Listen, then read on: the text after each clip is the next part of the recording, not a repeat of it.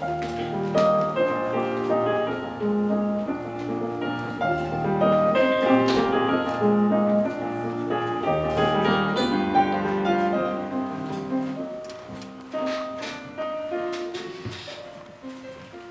is it, Mother?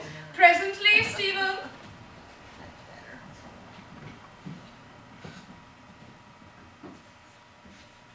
Don't begin to read, Stephen. I shall require all your attention. It was only while I was waiting. Don't make excuses, Stephen.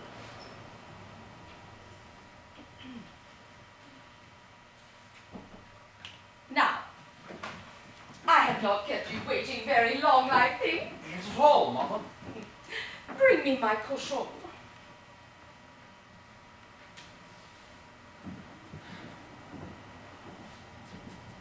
Thank you. Sit down.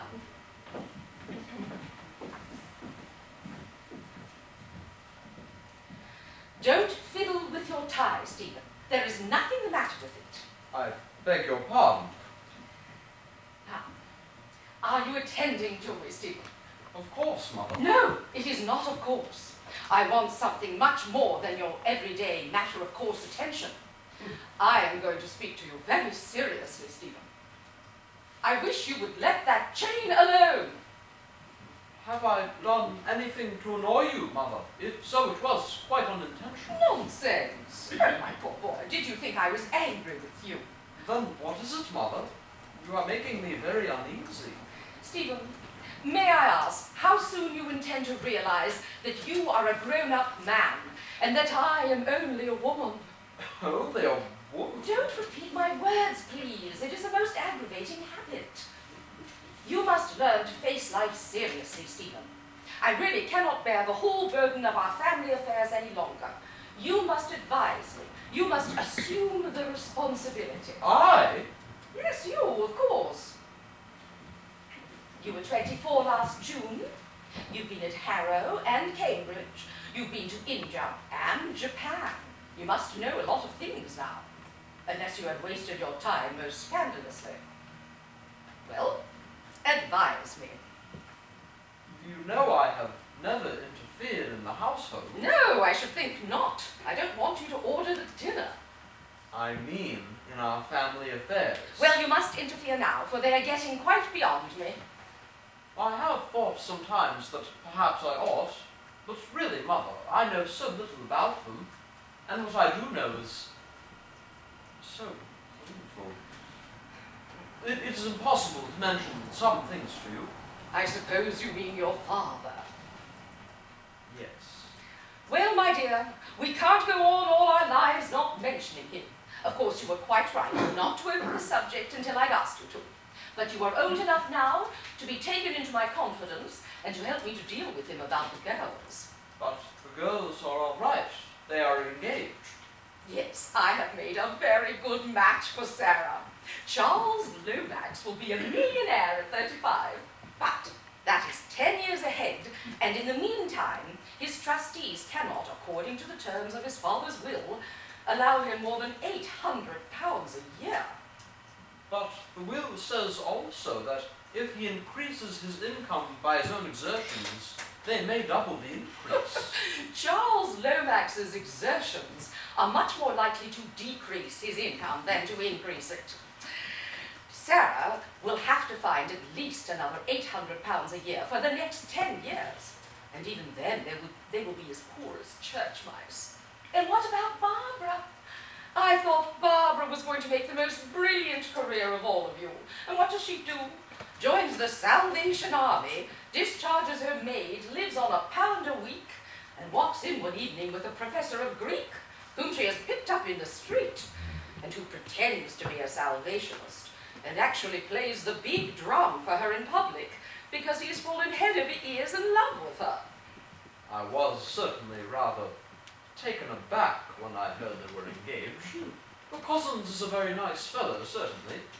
No one would ever guess he was born in Australia. Oh, But Adolphus Cusins will make a very good husband. After all, nobody can say a word against Greek. It stamps a man at once as an educated gentleman. Let snobbish people say what they please. Barbara shall marry not the man they like, but the man I like. I was only thinking of his income. However, he is not likely to be extravagant. Oh, don't be too sure of that, Steve. I know you're quiet, simple, refined, poetic people like Adolphus.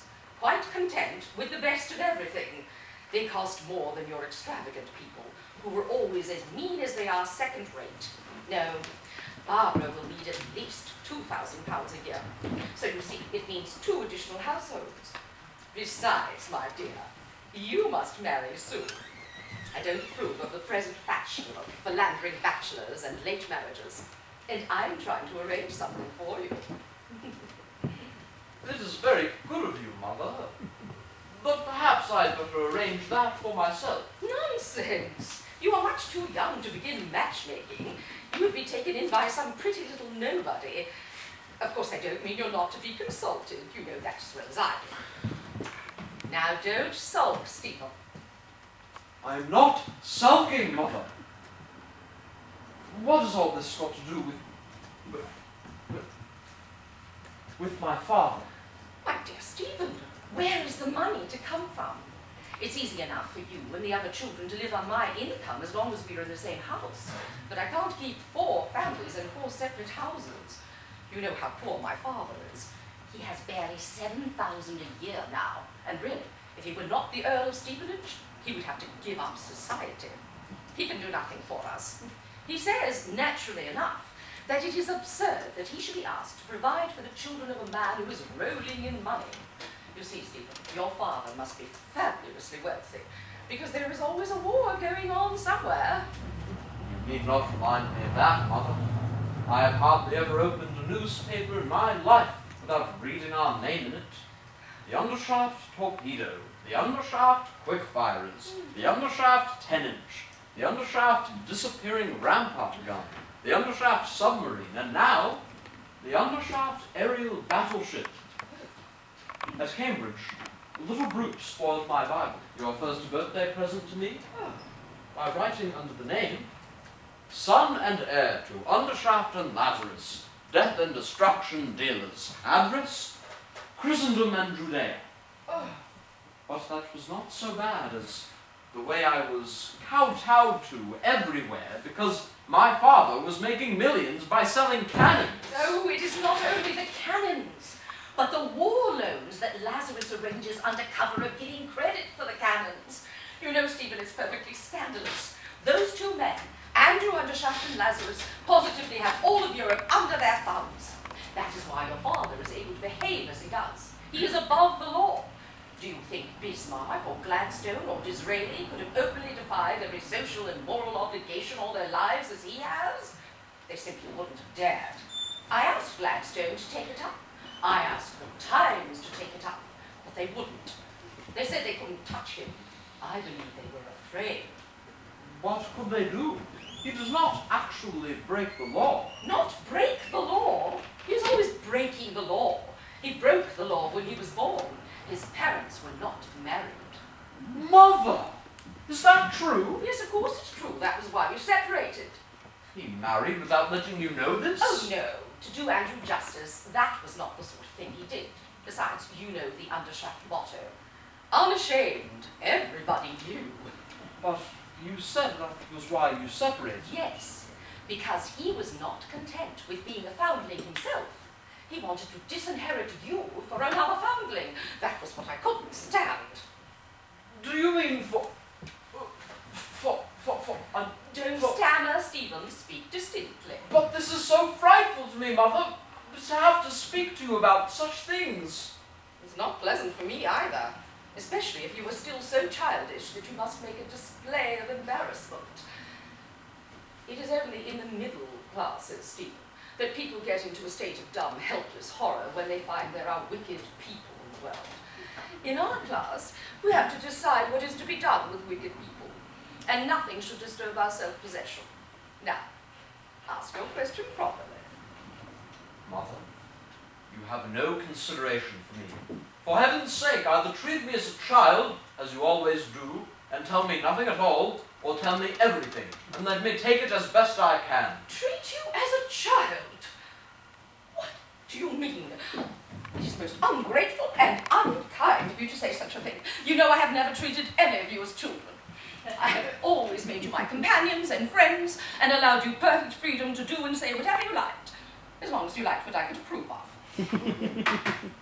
I dare say we have been the very imperfect children of a very perfect mother. But I do beg you to let me alone for once, and to tell me of this horrible business of my father wanting to set me aside for another son. Another son? I never said anything of the kind. I never dreamt of such a thing. This is what comes of interrupting me. But you said... Now, be a good boy, Stephen, and listen to me patiently.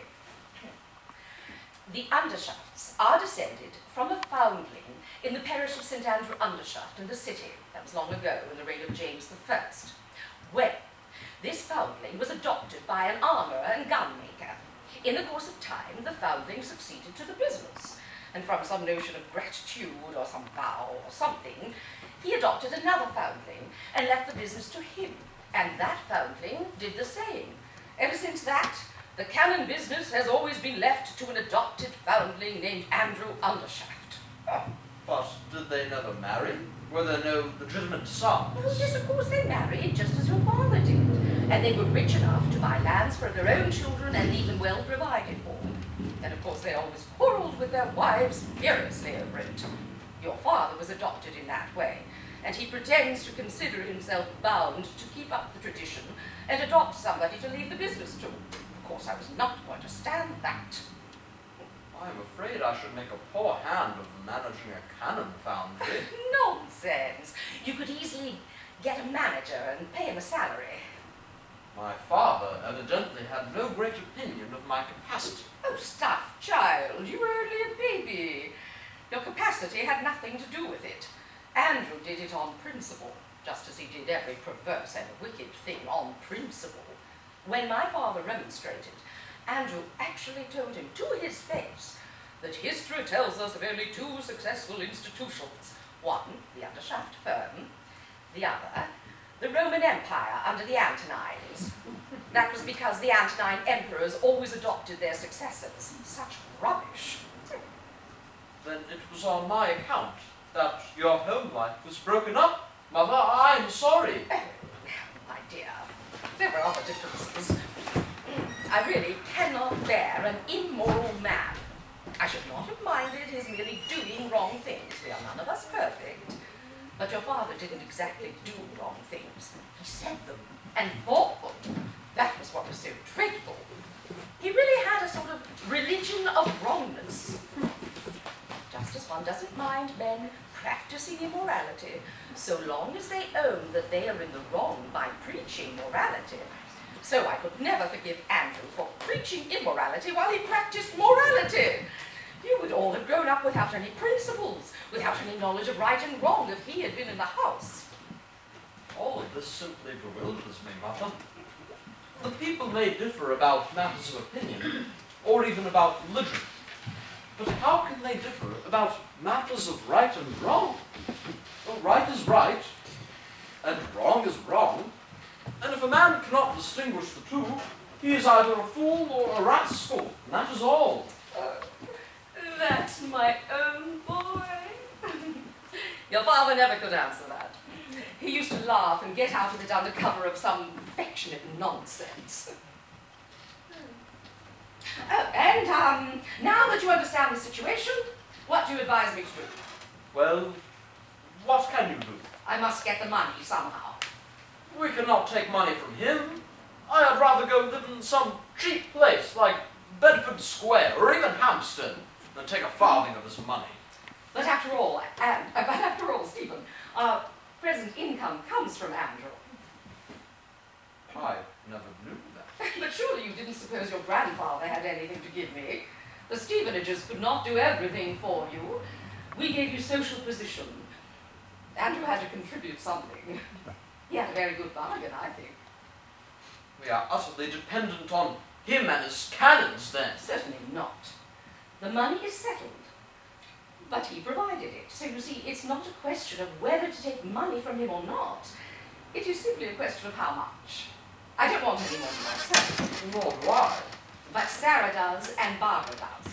That is, Charles Lomax and Adolphus Cusins will cost them more. So, I must put my pride in my pocket and ask for it, I suppose. That is your advice to me, Stephen, is it not? No. Stephen! Of course, if you are determined. I am not determined. I ask your advice and I'm waiting for it. I will not have all the responsibility thrown on my shoulders. I would die sooner than ask him for another penny. You mean that I must ask him? Very well, Stephen. It shall be as you wish. I was glad to know that your grandfather concurs. But he thinks I ought to ask Andrew here to come and see the girls. After all, he must have some natural affection for them. Ask him here. Don't repeat my words, Stephen. Where else can I ask him? I never expected you to ask him at all. Now, don't tease, Stephen. Come, you see that it's necessary he should pay us a visit, don't you? I suppose, if the girls cannot do without his money. Thank you, Stephen. I knew you would give me the right advice when it was properly explained to me. I've asked your father to come this evening.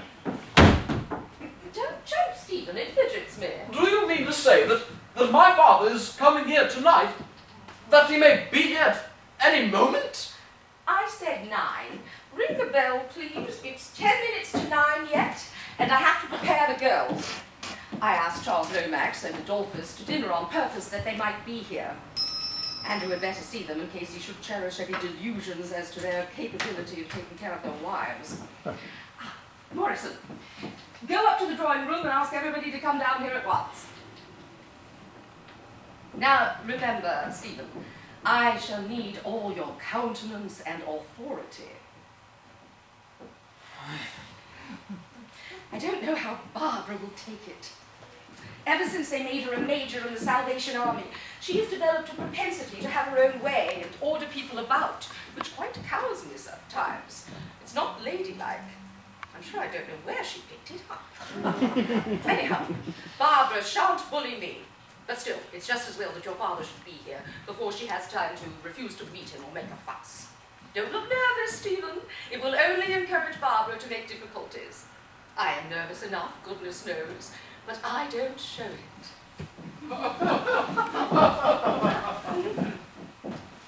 Are Charlie and Dolly to come in? Barbara, I will not have Charles called Charlie. The vulgarity of it positively makes me ill. It's all right, Mother. Charlie is quite correct nowadays. Are they to come in? Yes, if they will behave themselves. Come in, Dolly, and behave yourself. Come in, Charlie. Sit down, all of you. I don't in the least know that you were laughing at Adolphus. I am surprised at you, though I expected nothing better from Charles Lomax. Barbara has been trying to teach me the West Ham Salvation March. I see nothing to laugh at in that, nor should you if you are really converted. You were not present. It was quite funny, I believe. Ripping. Be quiet, Charles. Now, listen to me, children. Your father is coming here this evening. Oh, I say! You are not called on to say anything, Charles. Are you serious, Mother? Yes, of course I'm serious. It is on your account, Sarah, and also on Charles's. I hope you are not going to object, Barbara. I? Why should I? My father has a soul to be saved just like anyone else. He's quite welcome as far as I'm concerned. But really, don't you know? Oh, I say! What do you wish to convey, Charles? Well, you must admit that this is a bit thick. Adolphus, you are a professor of Greek. Can you translate Charles Lomax's remarks into reputable English for us? If I may say so, Lady Brit, I think Charles has happily expressed what we all feel. Homer, speaking of Autolycus, uses the same phrase. Not that I mind, you know, if Sarah don't. Thank you.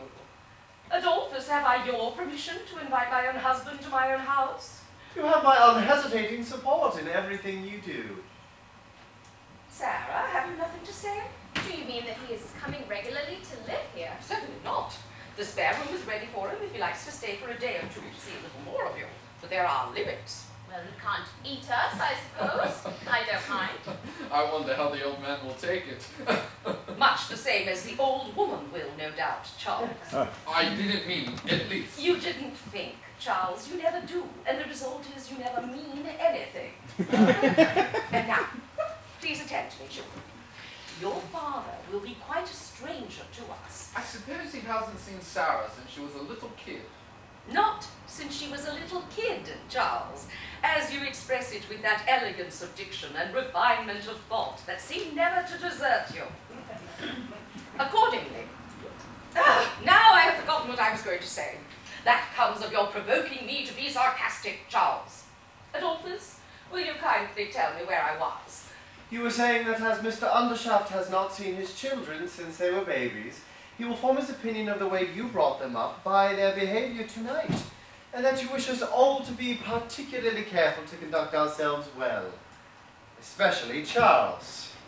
Look here, Lady Brit didn't say that. I did, Charles. Adolphus's recollection is perfectly correct. It is most important that you should be good. And I do beg you for once not to pair off into opposite corners and giggle and whisper when I'm speaking to your father. All right, Mother. We'll do you credit. Now remember, Charles, Sarah will want to feel proud of you instead of ashamed of you. Oh, I say. There's nothing exactly to be proud of, don't you know? Well, try and look as if there was. Might I speak a word with you, my lady? Nonsense. Show him up. Yes, my lady. Does Morrison know who he is? Of course, Morrison has always been with us. It must be a regular corker for him, don't you know? Is this a moment to get on my nerves, Charles, with your outrageous expressions? But this is something out of the ordinary, really.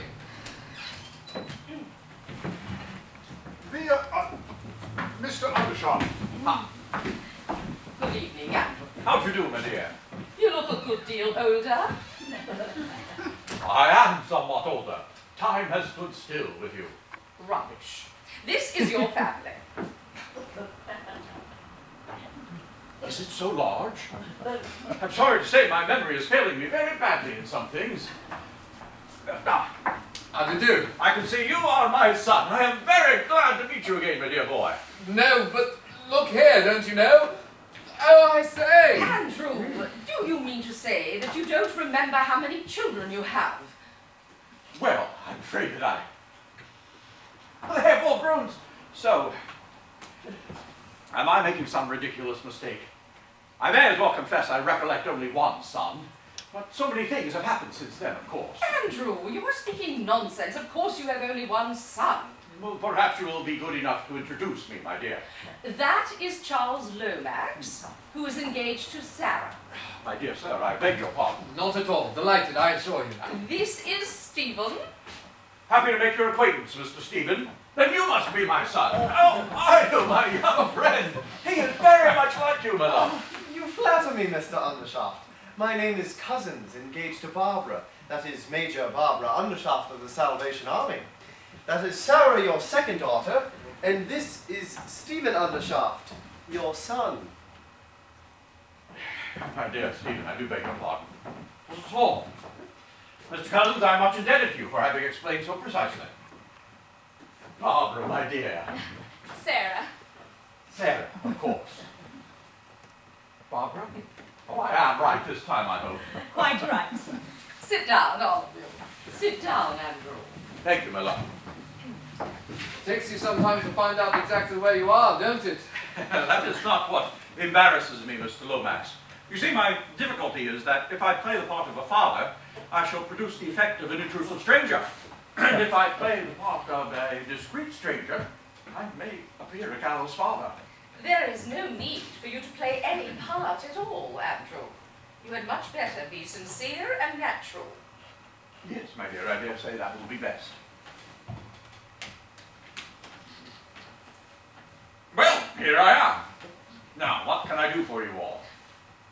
You need do nothing at all, Andrew. You are one of the family. You can sit with us and enjoy yourself.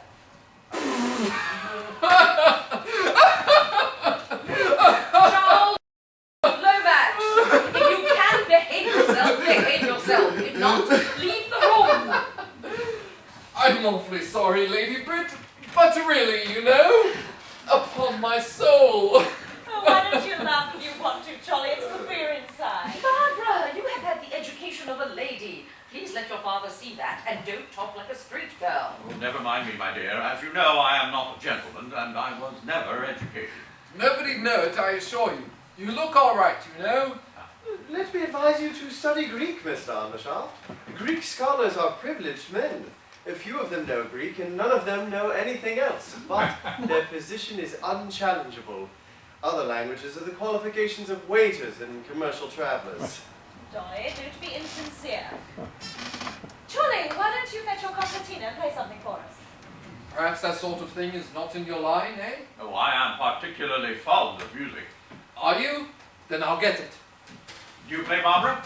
Only the tambourine, but Charlie's teaching me the concertina. No, and is Charlie also a member of the Salvation Army? No, he says it's bad form to be a dissenter. But I don't despair of Charlie. I made him come to a meeting yesterday at the dock gates and take the collection in his hat. It's not my doing, Andrew. Barbara is old enough to take her own way. She has no father to advise her. Oh, yes, she has. There are no orphans in the Salvation Army. Your father there has a great many children. And plenty of experience, eh? Just so. How did you come to understand that? Charles, come in at once and play us something. Righto! Oh, one moment, Mr. Lomax. I am rather interested in the Salvation Army. Its motto might be my own. Blood and fire. But not your sort of blood and fire, you know. Oh, my sort of blood cleanses. My sort of fire purifies. So do ours. Come down to my shelter tomorrow, the West Ham shelter, and see what we're doing. We're going to march to a great meeting in the Assembly Hall at Mile End. Come and see the shelter and then march with us. It will do you a lot of good. Do you play anything? Well, in my youth, I earned pennies and even shillings sometimes in the streets and in public house parlors by my natural talent for the tenor trombone. Oh, I say. Many a sinner has played himself into heaven on the trombone thanks to the army. Yes, but what about the canon business, don't you know? Getting into heaven is not exactly in your line, is it? Charles! Well, but it stands to reason, don't it? The canon business may be necessary and all that. We can't get on without canons, but it isn't right, you know? On the other hand, there may be a certain amount of tosh about the Salvation Army. I belong to the established church myself. But still, you can't deny that it's religion, and you can't go against religion, can you? At least unless you're downright immoral, don't you know? You hardly appreciate my position, Mr. Lomax. I'm not saying anything against you personally, you know? Oh, quite so, quite so. But consider for a moment. Here I am, a manufacturer of mutilation and murder. Now, I find myself in especially amiable humor just now, because this morning, down at the foundry, we blew 27 dummy soldiers into fragments, with a gun which formerly destroyed only 13. Well, the more destructive war becomes, the sooner it will be abolished, eh? Oh, not at all. The more destructive war becomes, the more fascinating we find it. No, Mr. Lomax, I am obliged to you for making the usual excuses for my trade, but I am not ashamed of it. I'm not one of those men who keep their morals and their business in watertight compartments.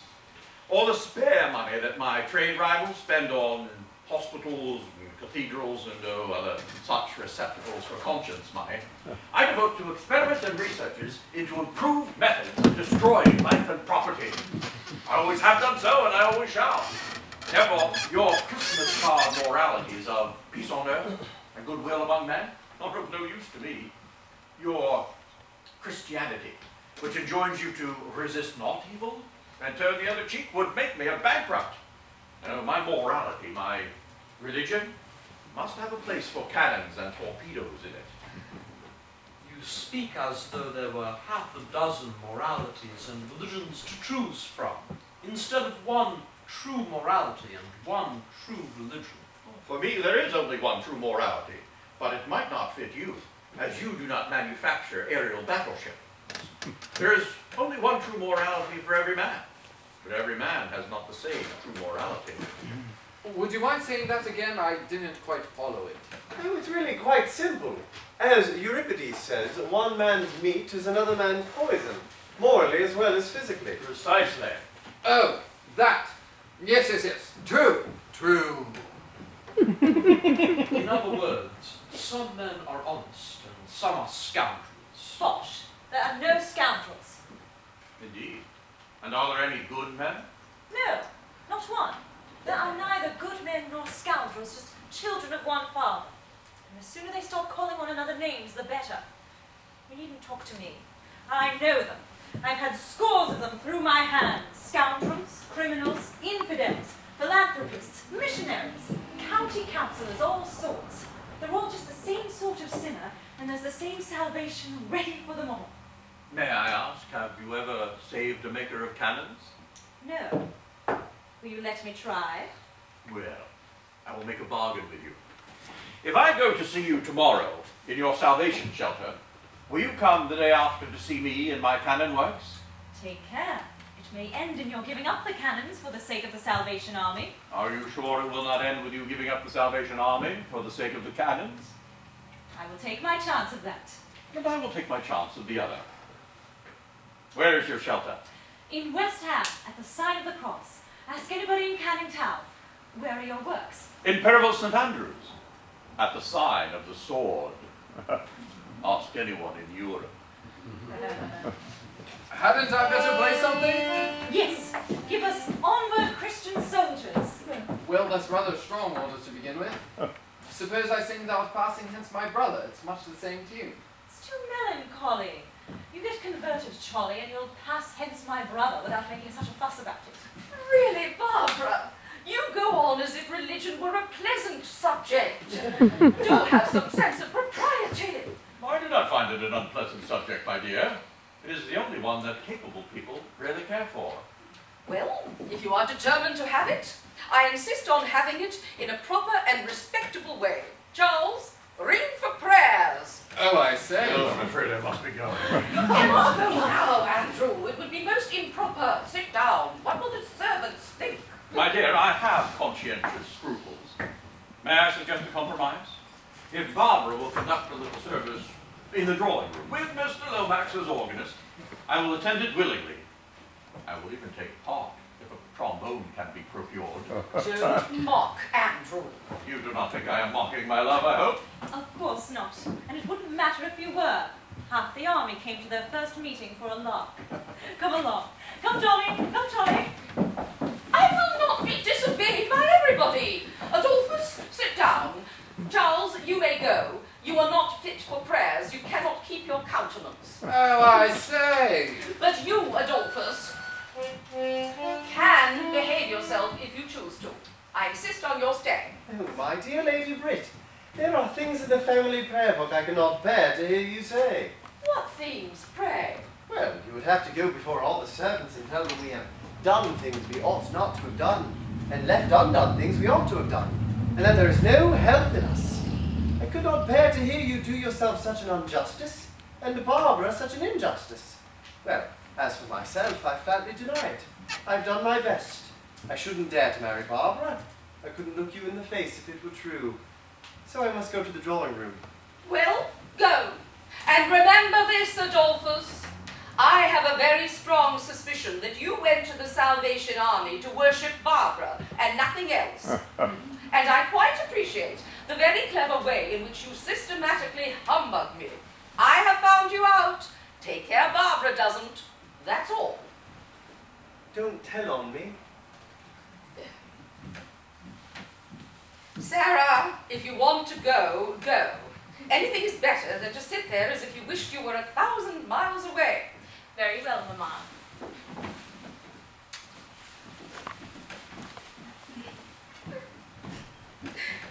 Mother! What's the matter? Nothing. Foolishness. You can go with him too if you like, and leave me with the servants. Oh, you mustn't think that, Mother. I don't like him. The others do. That is the injustice of a woman's lot. A woman must bring up her children. That means to restrain them, to deny them things they want, to set them tasks, to punish them when they do wrong, to do all the unpleasant things. And then the father, who has nothing to do but pet them and spoil them, comes in when all her work is done and steals their affection from her. But he has not stolen our affection from you. It is merely curiosity.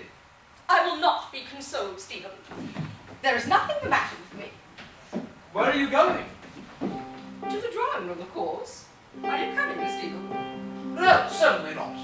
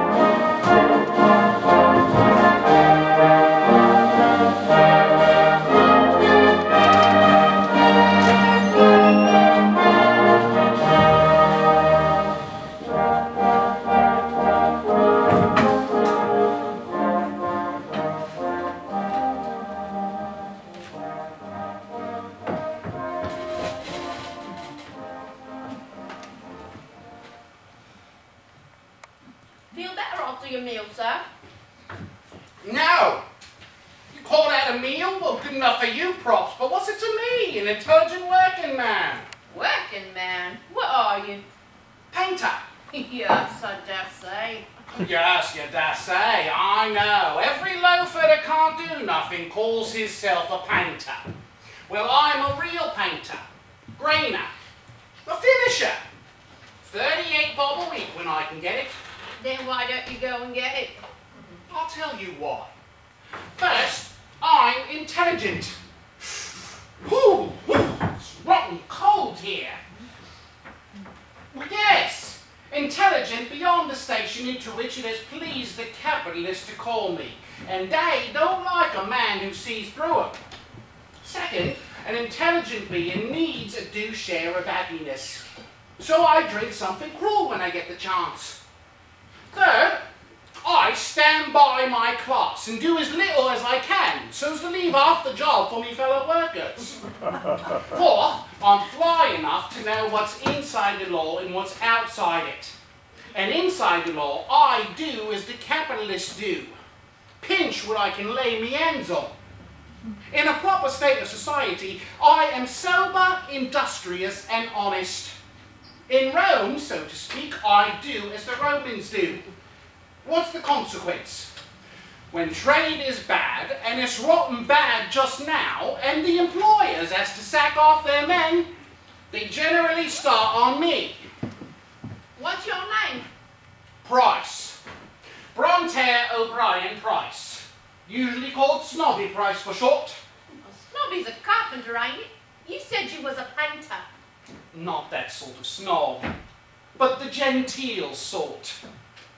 I'm too uppish, owing to my intelligence, and my father being a reading, thinking man. What's your name? Rummy Mitchens, sir. Your elf, Miss Mitchens. Mrs. Mitchens. What? Oh, Rummy! Rummy! Intelligent, respectable married woman, Rummy, getting rescued by the Salvation Army by pretending to be a bad one. Same old game. Well, what am I to do? I can't starve. Them Salvation lasses is dear good girls, but the better you are, the worse they likes to think you was before they rescued you. Why shouldn't they have a bit of credit, poor lads? They're worn to rags by their work. And where would they get the money to rescue us if we listen their army? They're no worse than anybody else. You know what ladies and gentlemen are. A thieving swine. Wish I had their job, Rummy, all the same. What's Rummy stand for? A pet name, props? Short for Romola. For what? Romola. It was something out of a new book. Somebody me mother wanted me to grow up like. We're companions in misfortune, Rummy. Both of us got names that nobody can't pronounce. Consequently, I'm Snobby and you're Rummy, because Bill and Sally wasn't good enough for our parents. Such is life. Who saved you, Mr. Price? Was it Major Barbara? No, I come here on my own. I'm going to be Bronte O'Brien Price, converted painter. I know just what they like. I'll tell them how I gambled and blasphemed and whopped my poor old mother. You should have beat your mother. Not likely. She used to beat me. No matter. You come in here, the converted painter, and you'll hear how she was a pious woman who taught me prayers had a need, and how I used to come home drunk and drag her out of bed, be a Snow White airs, and lament her with the poker. That's what's so unfair to us women. Your confessions is just as big lies as ours. You don't tell what you really don't know more than we do. But you men can tell your lies right out at the meetings and be made much of for it. While we women has to whisper our confessions to one lady at a time. It ain't right, spite all their piety. Right. Do you suppose the army be allowed if it went and did right? Not much. It combs our hairs and makes us good little blokes to be robbed and put upon. But I'll play the game as good as any of them. I'll see a man struck by lightning, or hear a voice saying, "Snobby Bryce, where will you spend eternity?" I'll have a time of it, I tell you. You won't be let drink, though. No. I'll take it out in gospel in then. I don't want to drink if I can get fun enough any other way.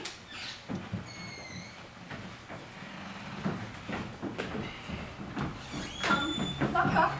I'll get you something to eat. You'll be all right, Ben. Poor old man. Oh, cheer up, brother. You'll find rest and peace and happiness here. Hurry up with the food, miss. He's fair done. Here, buck up, Daddy. She's fetching you a thick slice of bread and treacle and a mug of sky blue. Keep up your old eye. Never say die. I'm not an old man. I'm only 56. I'm as good as ever I was. My hair turned white. Yes, before I was 30. All it wants is 3 penny worth of hair dye.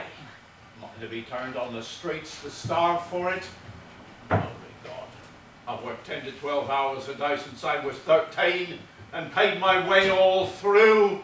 And now, not be thrown into the gutter and be job given to a young man who can do it no better than me because I've black hair that goes white at the first change. Oh, you strewing about it.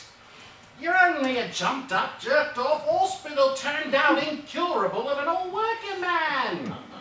Who cares about you, eh? Make the thieving swine give you a meal. They've stolen many a one from you. Get a bit of your own back. Ah, there you are, brother. Ask a blessing and tuck that into you. I never took anything before. Come, come. The Lord sends it to you. He wasn't above taking bread from his friends, and why should you be? Besides, when you find your job, you could pay us back for it if you like. Yes, that's true. I can pay you back. It's only a loan. Loan. Well, Rummy, are you more comfortable now? God bless you, lovey. You fed me body and saved me soul. But why don't you sit down and rest a bit? You must be ready to drop. I've been going hard since this morning, but there's more work than we can do. I mustn't stop. Try a prayer for just 2 minutes. You'll feel all the better after. Oh, isn't it wonderful how a few minutes prayer revives you? I was quite lightheaded at 12 o'clock. I was so tired. But Major Barbara sent me to prayer for 5 minutes, and I was able to go on as if I'd only just begun. Did you get a piece of bread? Oh, yes, miss. But I've got the peace that I value more. And that's the peace that passeth all understanding. Glory, hallelujah. That makes me so happy. When you say that, I feel wicked for loitering here. I must get back to work again. I know you. You're the one that took away me girl. You're the one that set her again. Well, I'm going to have her out. Not that I care a curse for her or you, see, but I'll let her know. And I'll let you know. I'm going to give her a doing that'll teach her to cut away from me. Now in with you, and tell her to come out before I come in and kick her out. Tell her Bill Walker wants her. She'll know what that means. She keeps me waiting. It'll be worse. You stop the jaw back of me and I'll start on you, do you hear? There's a way, in you go. Easy, mate. She ain't doing you no harm. Who are you calling mate? You're going to stand up, are you? Put up your hands. You great brute! Oh, Oh, God forgive you! How can you strike an old woman like that? You God forgive me again, and I'll God forgive you one on the jaw that'll stop you praying for a week. Have you anything to say again, eh? no, mate. She ain't anything to do with me. Good job for you. I'll put 2 meals into you and fight you with one finger after you, cur. Now you're going to fetch out Mog Havigan, or I might have knocked your face off you and fetch Someone please go tell Major Barbara. You want to go in and tell your mate of me, do you? Please don't drag my hand. Let me go! Do you? Or don't? Yes or no? God give me strength. Oh. Go and show her that. And tell her if she wants one like it to come and interfere with me. There, finish your mess and get out of my way. You take a liberty with me, and I'll smash you all the face with a cup and cut your eye out. Are you satisfied, young whelps like you? We're taking the bread out of the mouths of your elders. They brought you up and slaved for you, but you must come shoving and cheeking and bullying in here? Where the bread of charity is sickening in our stomachs? What good are you, you old palsy mug? As good as you, as anybody. Well, I'll do a day's. Is there any fat young soaker of your age? I'll do a day's work again you or anybody. Let them take my job, where I worked for 10 years. They want young men there. They can't afford old men my age. Oh, they're very sorry. Give you a character. Happy to help you find anything suited to your years. Sure, a steady man won't be long out of a job. Well, let them try you. They'll find the differ. What do you know? Not as much as how to behave yourself. Lying your dirty fist across the mouth of a respectable woman. Don't provoke me to lay it across yours, do you hear? Oh, you like an old man to hit, don't you? When you're finished with the women. I ain't seen you hit a young one yet. You lie, you old soup kitchener, you. There was a young man here. Did I offer to hit him or did I not? Was he starving or was he not? Was he a man or only a cross-eyed thief in a loafer? Would you hit my son-in-law's brother? Who's he? Georgia Fairmile of Ball's Pond. Him won 20 pounds off the Japanese wrestler at the music hall by standing out 20 minutes at 17 minutes and 4 seconds again. I'm the music hall wrestler. Can you box? Yes, and you can't. What? I can't I? What's that you say? Will you box with Georgia Fairmile if I put him on to you? Say the word. I'll stand up to any man alive. He was 10 times a fair miles. But I don't set up to be a professional. You box. Slap an old woman with the back of your hand. You hadn't even the sense to hit her where a magistrate couldn't see the mark of it, you silly young love of conceit and ignorance. Hit a girl in the jaw and only make her cry. If Todger Fairmile had done it, she wouldn't have got up inside of 10 minutes. No more than you would if it got on to you. I'd sit about you myself if I had a week's feeding in me. Instead of 2 months starvation. You lie. You have the bread and treacle in you that you come here to beg. God. It's true. I'm only an old pauper on the scrappy. But you'll come to it yourself, and then you'll know.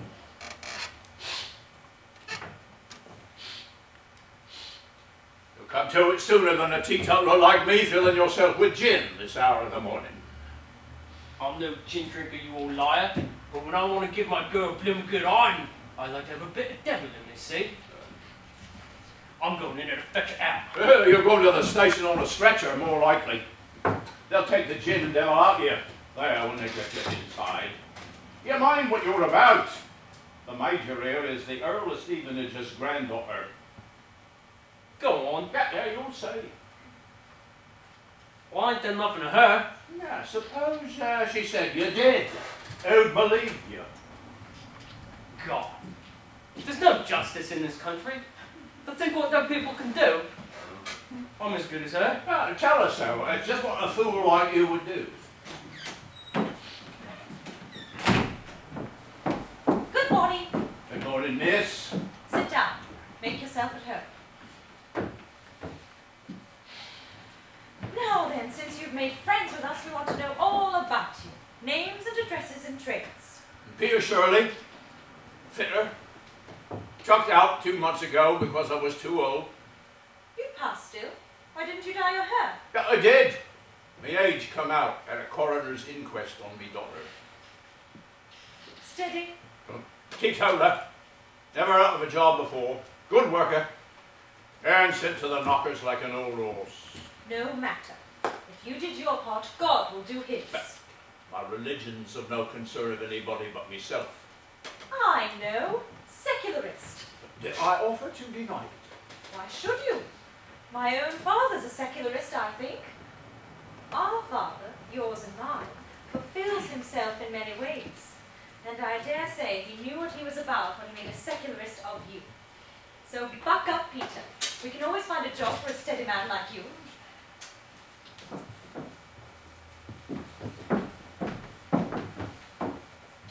What's your name?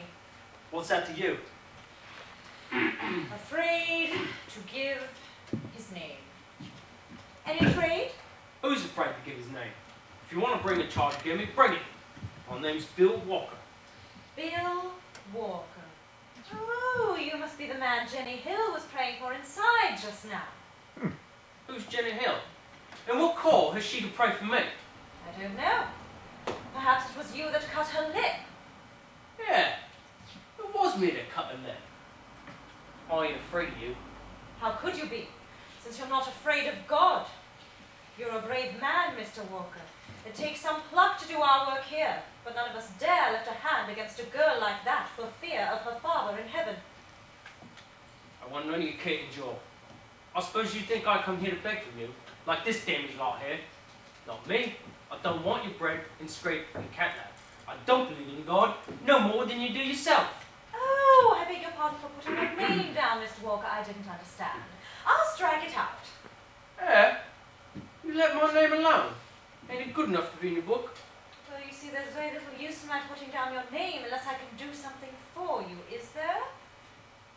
What's your trade? It's no concern of yours. Just so. I'll put you down as the man who struck Jenny Hill in the mouth. See here, I've had enough of this. What did you come to us for? I come for my girl, see? I come to break your jaws and take her out of this. You see, I was right about your trade. What's her name? Her name's Mog Haberjan. That's what her name is. Oh, she's gone to Canning Town. How about that? Oh, is she? Then I'm going with Canning Town after. Are you lying to me to just shut me? I don't want to get shut of you. I want to keep you here and save your soul. You better stay. You're going to have a bad time today, Bill. Who's going to give it to me? You, perhaps? Someone you don't believe in. But you'll be glad afterwards. I'll go to Canning Town and be out of Richie or Tom. And if I don't find Mog there, I'll come back and do 2 years for you, so help me God if I don't. It's no use, Bill. She's got another bloke. What? One of her own converts. He fell in love with her when he saw her with her soul saved and her face cleaned and her hair washed. What did she wash it for? Carry slut. It's red. It's quite lovely now, because she wears a new look in her eyes with it. It's a pity you're too late. The new bloke has put your nose out of joint, Bill. I'll put his nose out of joint for him. Not that I care a curse for her, mind that. And I'll teach her to drop me as if I was dirt.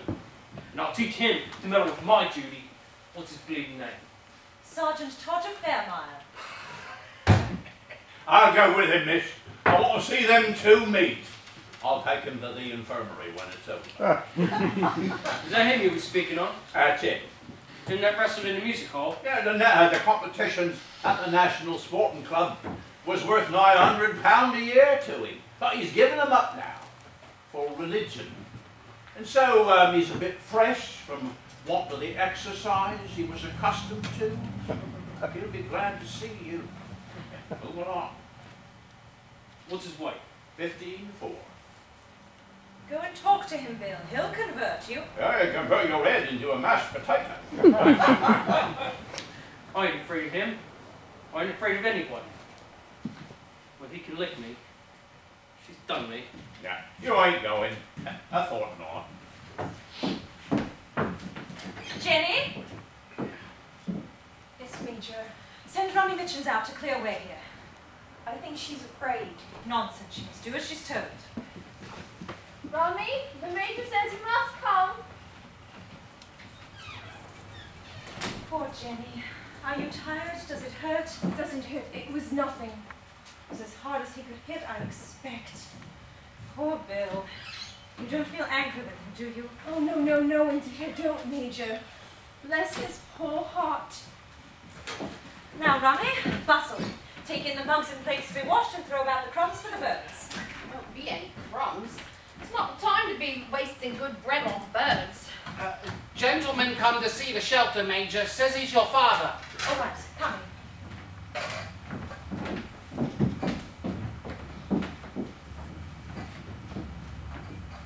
I'd have the lot of you if she'd let me. Flat-eared, pig-nosed potwalloper. You're no gentleman to hit a lady in the face. Here, in with you. And go. Don't get yourself into more trouble by talking. I ain't had the pleasure of being introduced to you, so as I can remember.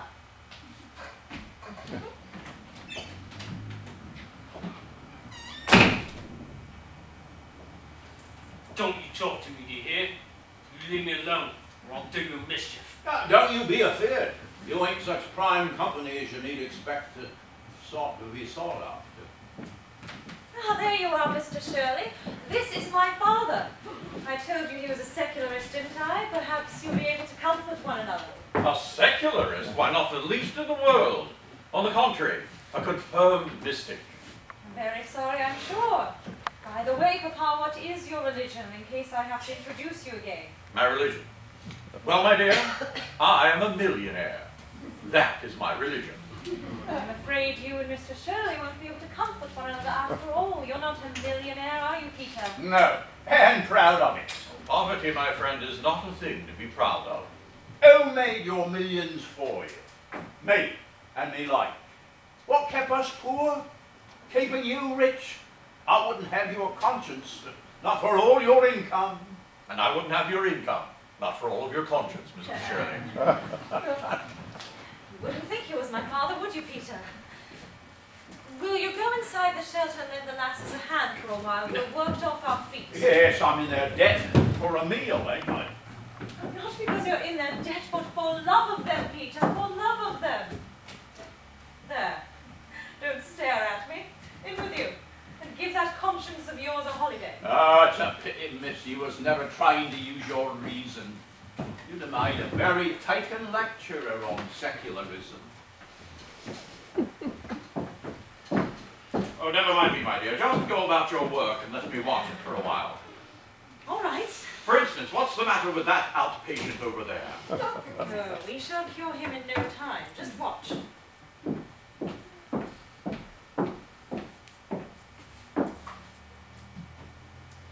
It'd be nice to just stomp on Mog Habjam's face, wouldn't it, Bill? It's a lie. I never said so. Who told you what was in my mind? Only your new friend. What new friend? The devil, Bill. He gets round people, they get miserable just like you. I ain't miserable. Well, if you're happy, why don't you look happy as we do? I'm happy enough, I'll tell you. Why don't you leave me alone? What have I done to you? I ain't smashed your face, have I? It's not me that's getting at you, Bill. Who else is it? Somebody that doesn't intend you to smash women's faces, I suppose. Somebody or something that wants to make a man of you. Make a man of me? Ain't I a man, eh? Ain't I a man? Who says I'm not a man? Oh, there's a man in you somewhere, I suppose. But why did he let you hit poor Jenny Hill? That wasn't very manly of him, was it? I've done with it, I tell you. Talk it. I'm sick of you, Jenny Hill and her silly little face. Then why do you keep thinking about it? Why does it keep coming up against you in your mind? You're not getting converted, are you? Not me. Not likely. Not her. That's right, Bill. Hold out against it. Pull out your strength. Don't let's get you cheap. Todger Fairmile said he wrestled for 3 nights against his salvation, harder than he ever wrestled with the Jack at the music hall. He gave in to the Jack when his arm was going to break, but he didn't give in to his salvation until his heart was going to break. Perhaps you'll escape that. You haven't any heart, have you? What do you mean? Why ain't I got a heart the same as anybody else? A man with a heart wouldn't have bashed poor Jenny's face in, would he? Oh, will you leave me alone? Have I ever offered to meddle with you to come noggin and provoking me like this? It's your soul that's getting at you, Bill, and not me. We've been through it all ourselves. Come with us, Bill, to brave manhood on earth and eternal glory in heaven. Come.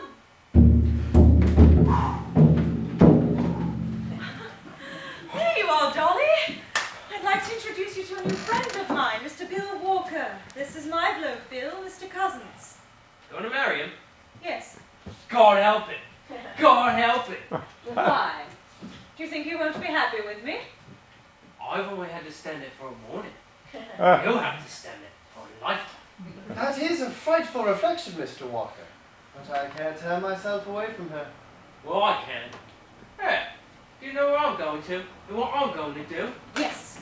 You're going to heaven and you're coming back before the week is out to tell me so. You lie. I'm going to Kennytown, spitting Todger Fairmile's eye. I bashed Jenny Hill's face, and now I'll go and get me own face bashed. Come back and show it to her. You'll hit me harder than I hit her. That'll make it square. Is that fair or is it not? You're a gentleman. You ought to know. 2 black eyes won't make a white one, Bill. I didn't ask you. Can't never keep your mouth shut. I asked the gentleman. Yes, I think you're right, Mr. Walker. Yes, I should do it. It's curious. It's exactly what an ancient Greek would have done.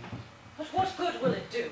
Oh, well, it will give Mr. Fairmile some exercise, and it will satisfy Mr. Walker's soul. Right. There ain't no such thing as a soul. How can you tell whether I have a soul or not? You've never seen it. I've seen it hurting you when you went against it. If you was my girl and took the word out of your mouth like that, I'd give you something you'd feel hurt, so I would. You take my tip, mate. You stop a jaw, or you'll die before your time. War out. That's what you'll be. War out. I wonder. Dolly? Oh, yes, dear, it is very wearing to be in love with you. If it lasts, I quite think I shall die young. Should you mind? Oh, not at all.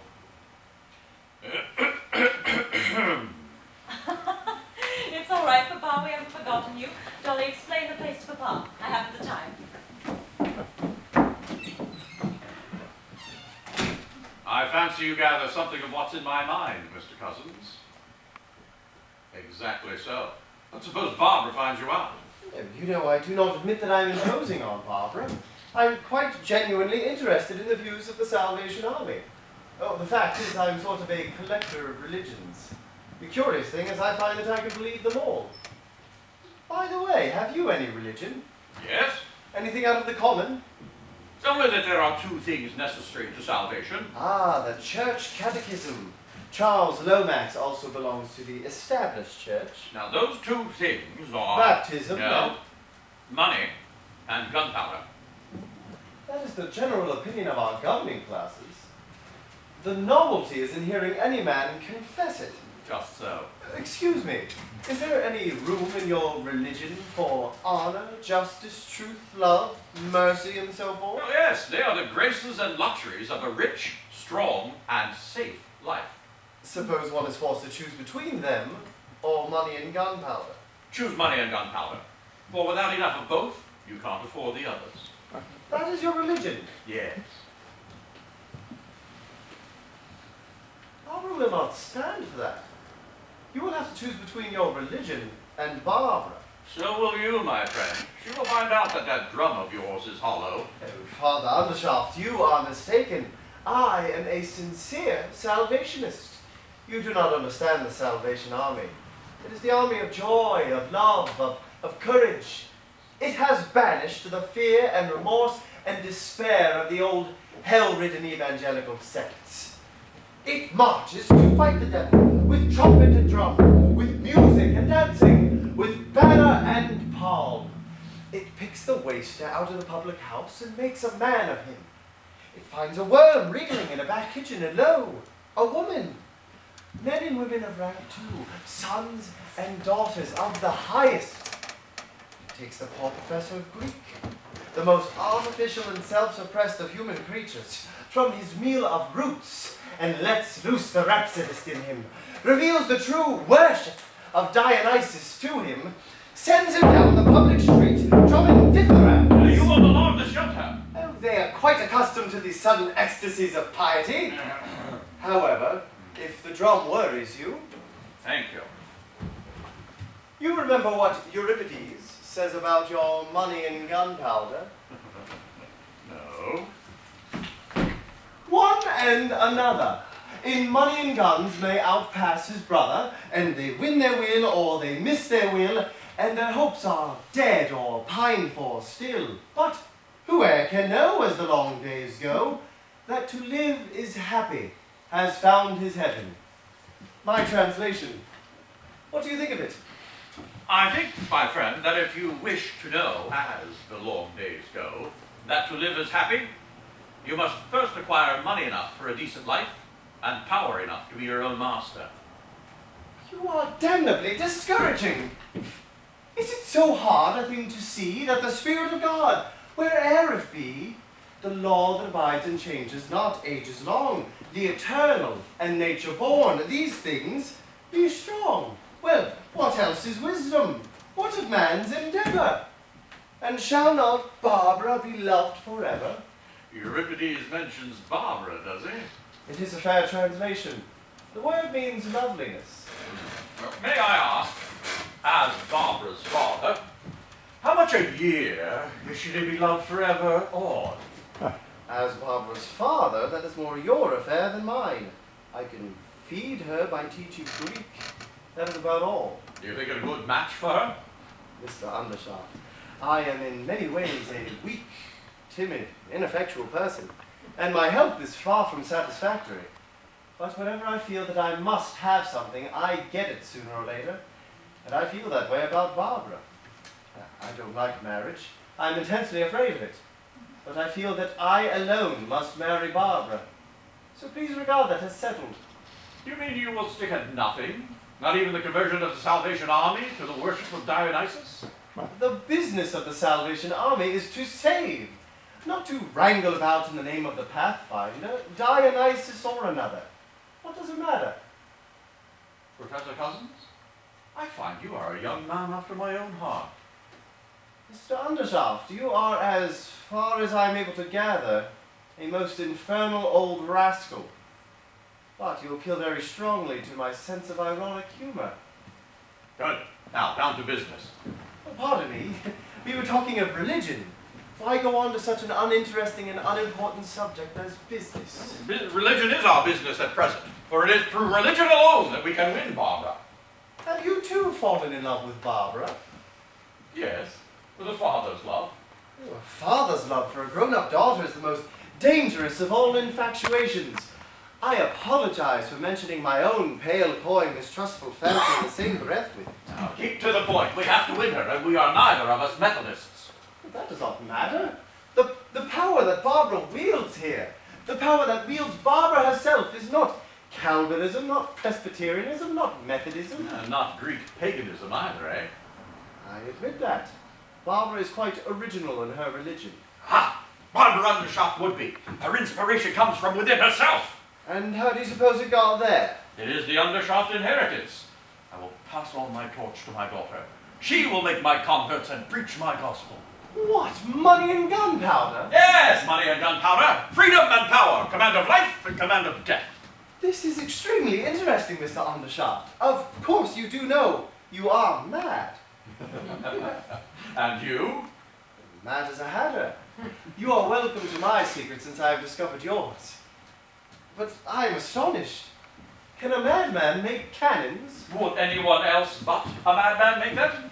Now, question for question. Can a sane man translate Euripides?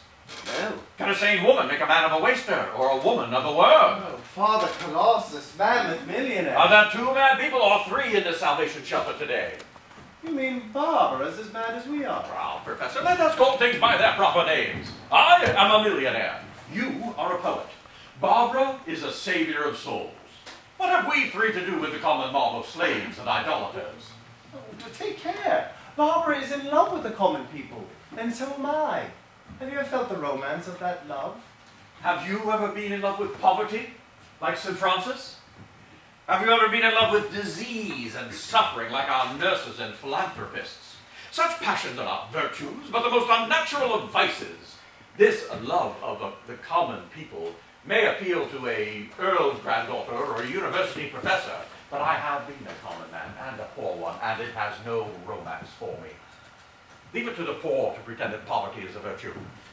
Leave it to the coward to make a religion of his cowardice by preaching humility. We know better than that. We 3 must stand together above the common people. How else are we to help their children to climb up beside us? Barbara must belong to us and not to the Salvation Army. Well, all I know is that if you think that you can pull Barbara away from the Salvation Army by talking to her like you've been talking to me, you don't know Barbara. My friend, I never ask for what I can buy.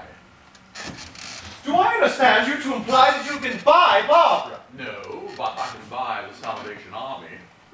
Quite impossible. Oh, you shall see. All religious organizations exist by selling themselves to the rich. Not the army, that is the church of the poor. All the more reason for buying it. I don't think you understand what the army does for the poor. Oh, yes, I do. It draws their teeth. That is enough for me as a man of business. Oh, nonsense, it makes them sober. I prefer sober workmen. The profits are larger. Honest. Honest workmen are the most economical. Attached to their homes. So much the better. They will put up with anything rather than change their shop. Happy. An invaluable safeguard against revolution. Unselfish. Indifferent to their own interests, which suits me exactly. With their thoughts on heavenly things. And not on trade unionism and socialism. Excellent. You really are an infernal old rascal. Oh, and that is an honest man. And what have I got by it? Oh, your employers must have got a great deal by it, from first to last. We just had a splendid experience meeting at the obligating Cusins name. I've hardly ever seen them so much moved as they were by your confession, Mr. Price. I could almost be glad of my past wickedness, if I could believe that it would help to keep others straight. So it will, Snobby. How much, Jenny? 4 and 10 pence, Major. Oh, Snobby, if you'd just given your poor mother one more kick, we should have got the whole 5 shillings. If she had heard you say that, miss, she'd be sorry I didn't. But I'm glad. Oh, what a joy it will be to her when she hears that I'm saved. Shall I contribute the odd tuppence, Barbara? The millionaires might pay.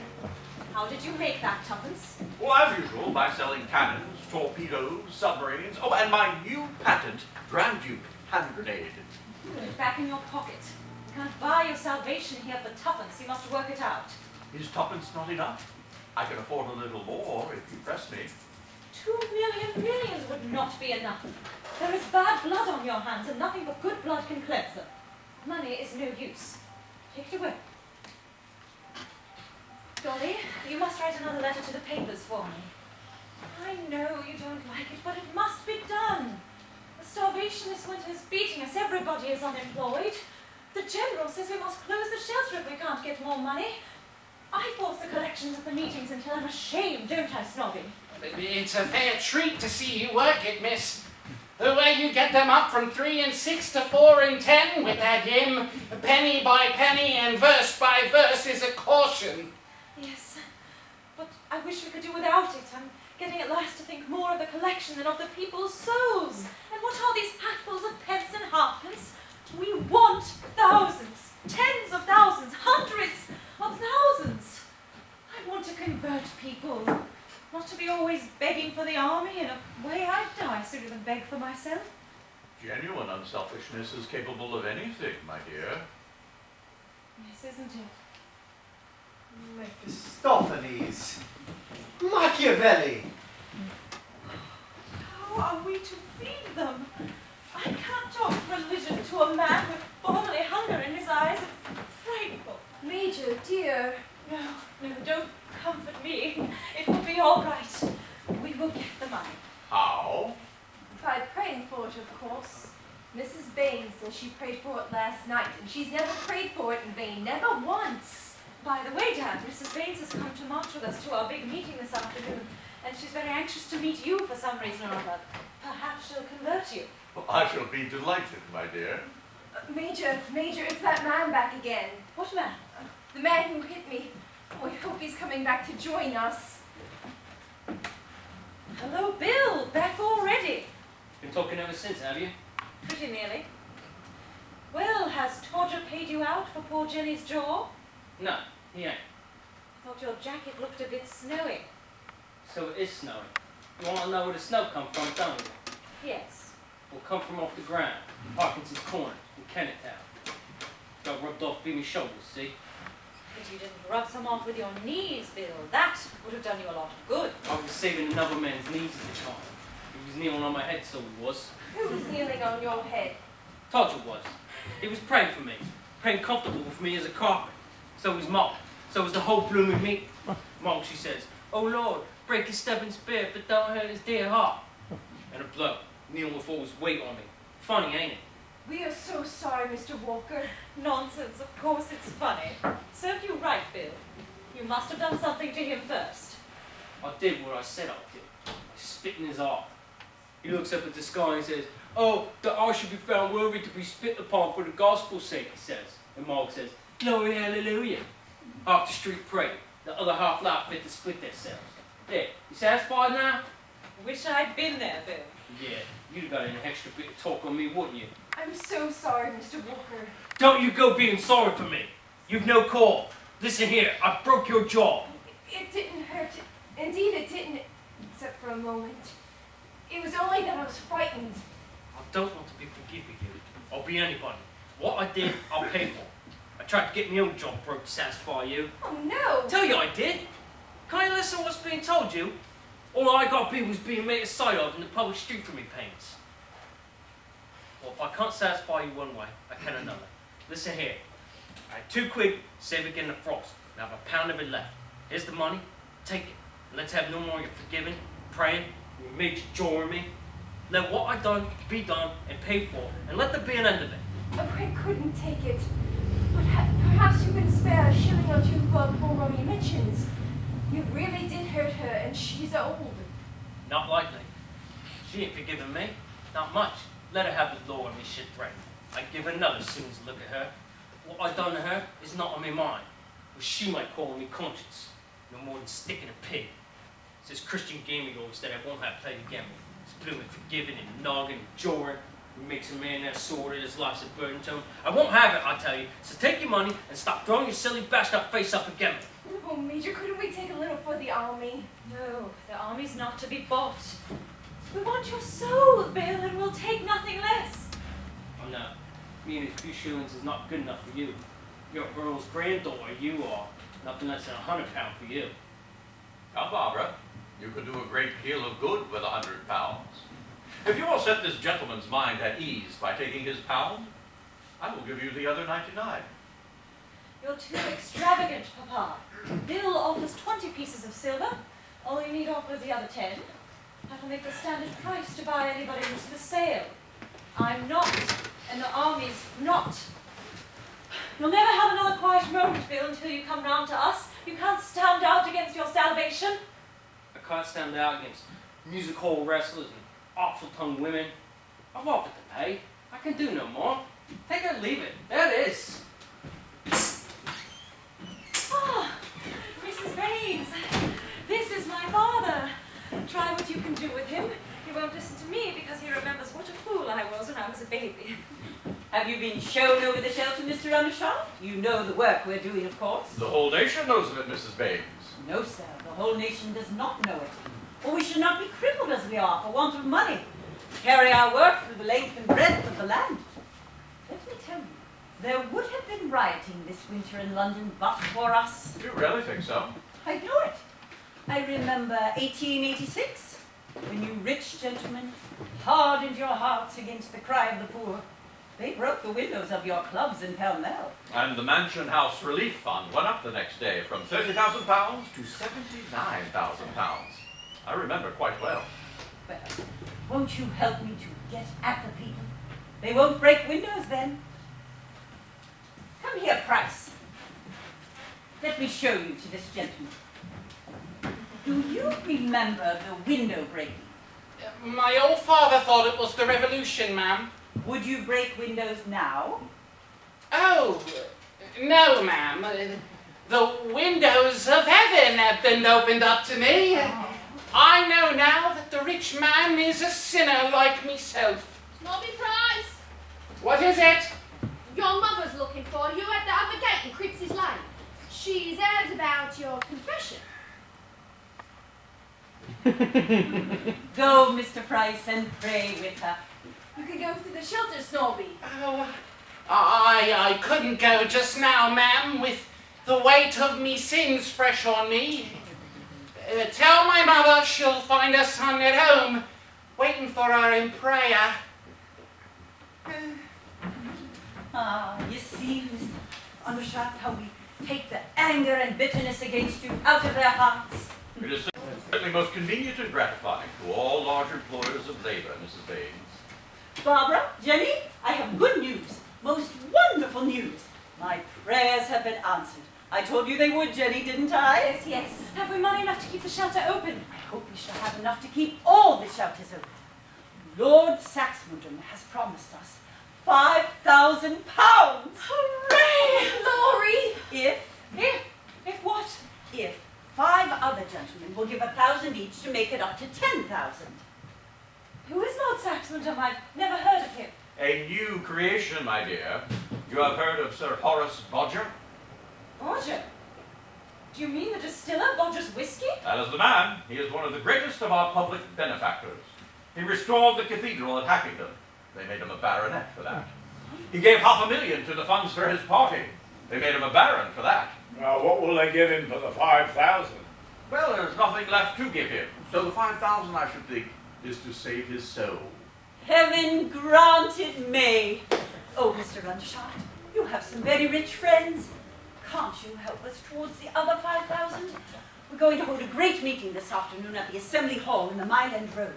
If I could only announce that one gentleman had come forward to support Lord Saxmundham, others would follow. Oh, don't you know somebody? Couldn't you? Wouldn't you? Oh, think of those poor people, Mr. Undershaft. Think how much it means to them, and how little to a great man like you. Mrs. Baines, you are irresistible. I cannot disappoint you. I can't deny myself the pleasure of making old Bodger pay up. You shall have your £5,000. Oh, thank You don't thank me. Oh, sir, don't try to be cynical. Don't be ashamed of being a good man.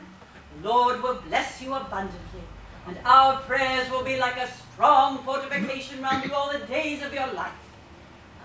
You will let me have a check to show at the meeting, won't you? Jenny, go in and fetch a pen and ink. Oh, do not disturb Miss Hill. I have a fountain pen.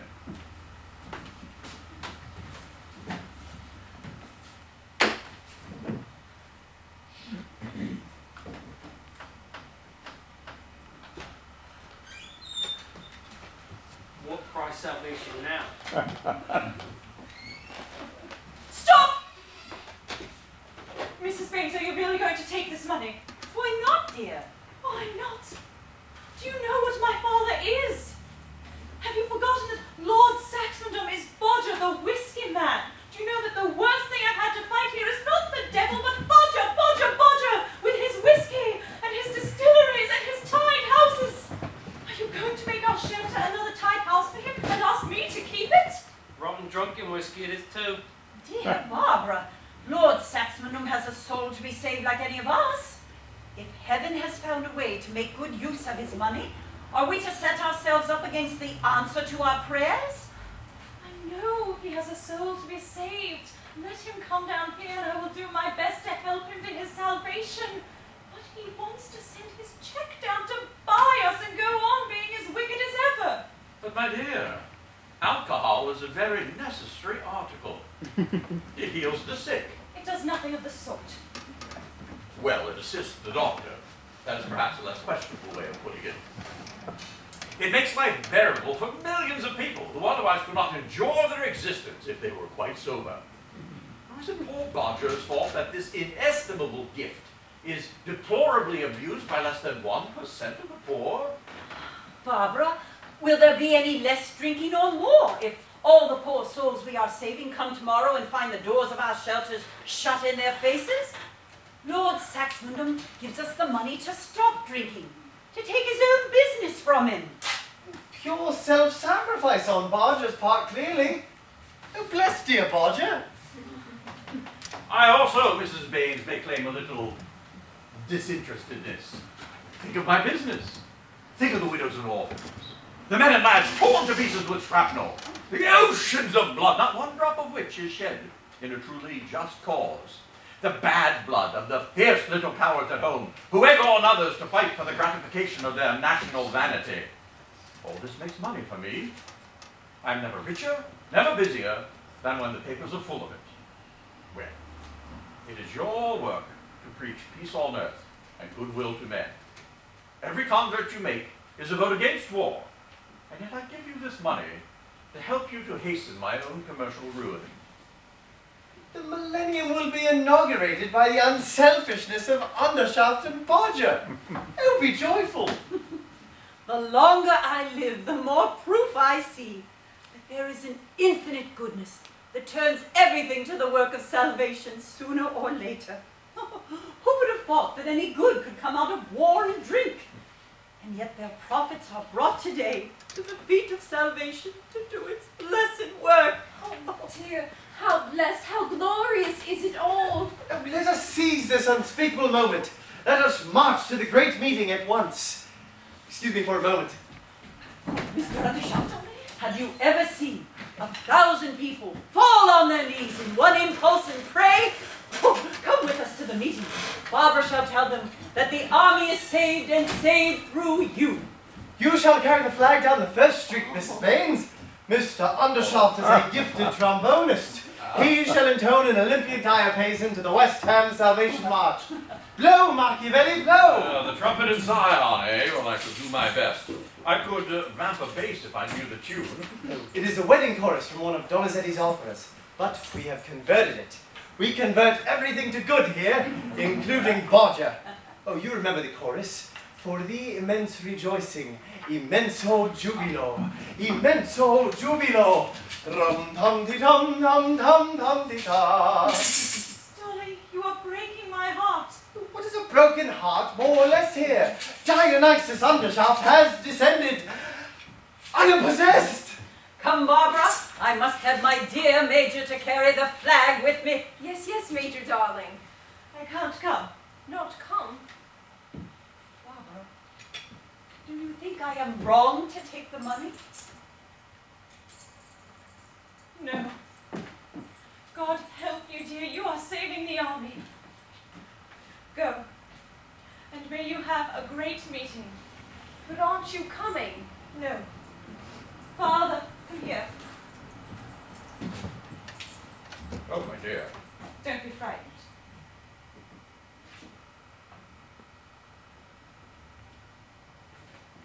There.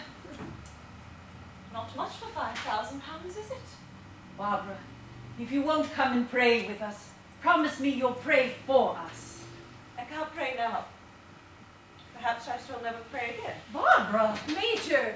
I can't bear any more. Quick, march! Oh, yes, let's get marching up there. Immenso jubilo. I must go, dear. You're overworked. You'll be all right tomorrow. We'll never lose you. Come, Jenny, let's step out with the old flag. Blood and fire! Glory, hallelujah! My ducats and my daughter, eh? Money and gunpowder.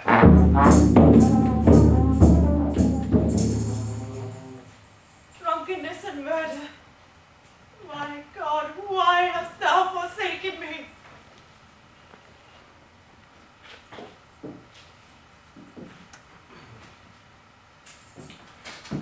What price salvation now? Oh, don't you win her when she's down? She hit me when I was down. Why shouldn't I get a bit of me on back? I didn't take your money, Bill. No. It wasn't enough for you. Hello. If you ain't took it, someone else has. Where's it going? Blame me if Jenny Hill didn't take it after all. You lie, you dirty blackguard. Snobby Price pitched it when he took up his cap. I was up here all the time. I see him do it.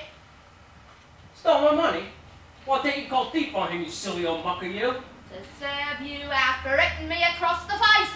It's cost you £1, that has. Ooh, I done you. I'm even with you. I've had it out of you.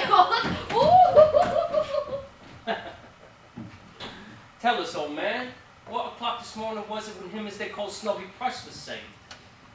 At 12:30. And you pinched your pound at 1:45. I know. You can't afford to lose it. I'll send it to you.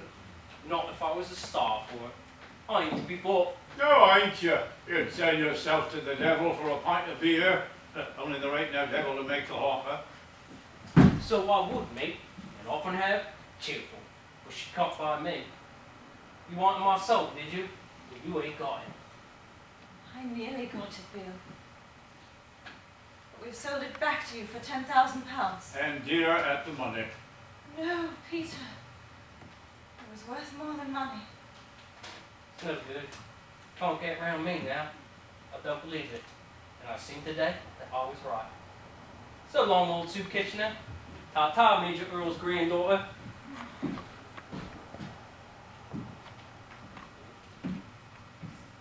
What price salvation now? Snobby price. Goodbye, Bill. Get out. Well, that's all right now. Nothing personal. No malice. So long, Judy. No malice. So long, Bill. You make too much of a mess in your innocence. I'm like you now, Peter. Cleaned out and lost my job. What you've you? You know, that's too better than me. That's old for you. I'll get you a job, Peter. The youth will have to do for me. I've just enough left for 2 teas at Lockhart's and my tram and bus home. Don't be proud, Peter. It's sharing between friends. And promise me you'll talk to me and not let me cry.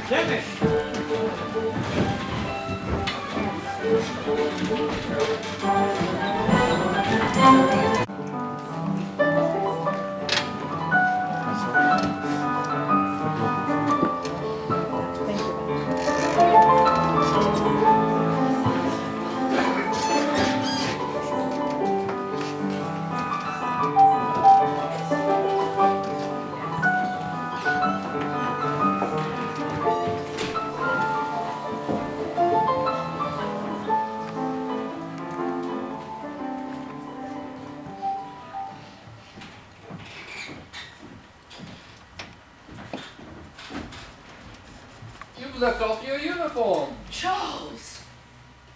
I'm awfully sorry, Barbara. You know, I tried to help you all I could with the concertina and so forth. Still, I have never shut my eyes to the fact that there is a certain amount of talk about the Salvation Army. Now, the claims of the Church of England. Charles, that's enough. Speak of something suited to your mental capacity. But surely the Church of England is suited to all our capacities. Thank you for your sympathy, Charlie. Now, go and spoon with Sarah. How is my Ernest today? Oh, Barbara, I wish you wouldn't tell Charlie to do things. He always comes straight and does them. Charlie, we're going to the works at Perilous St. Andrews today. What works? The cannon works. What? Your governor's shop? Yes. Oh, I say. I expected you this morning, Dolly. Didn't you guess that? I'm sorry, I've only just breakfasted. But we've just finished lunch. Have you had one of your bad nights? No, it was a rather good night. In fact, one of the most remarkable nights I've ever passed. The meeting? No, after the meeting. You should have gone to bed after the meeting. What were you doing? Drinking. Adolphus! What were you drinking, may I ask? A most devilish kind of Spanish burgundy. Are you joking, Dolly? No, I was making a night of it with the nominal head of this household. That is all. Andrew made you drunk. No, he only provided the wine. I think it was Dionysus who made me drunk. I told you I was possessed. You are not sober yet. Go home to bed at once. I never before ventured to reproach you, Lady Brit. But how could you marry the Prince of Darkness? It was much more excusable to marry him than to get drunk with him. That's a new accomplishment of Andrew's, by the way. He usedn't to drink. Oh, he doesn't now. He just sat there and completed the wreck of my moral basis, the rout of my convictions, the purchase of my soul. He cares about you, Barbara. That is what makes him so dangerous to me. That has nothing to do with it, Dolly. There are larger loves and diviner dreams in the fireside ones. You know that, don't you? Yes, that is our understanding. I know it. I hold to it. Unless he can win me on that holier ground, he may abuse me for a while, but he can get no deeper hold as strong as he is. Keep to that and the end will be right. Now tell me about the meeting. Oh, it was an amazing meeting. Mrs. Baines almost died of emotion. Jenny Hill went stark mad with hysteria. The Prince of Darkness played his trombone like a madman. Its brazen roarings were like the laughter of the damned. 117 conversions took place then and there.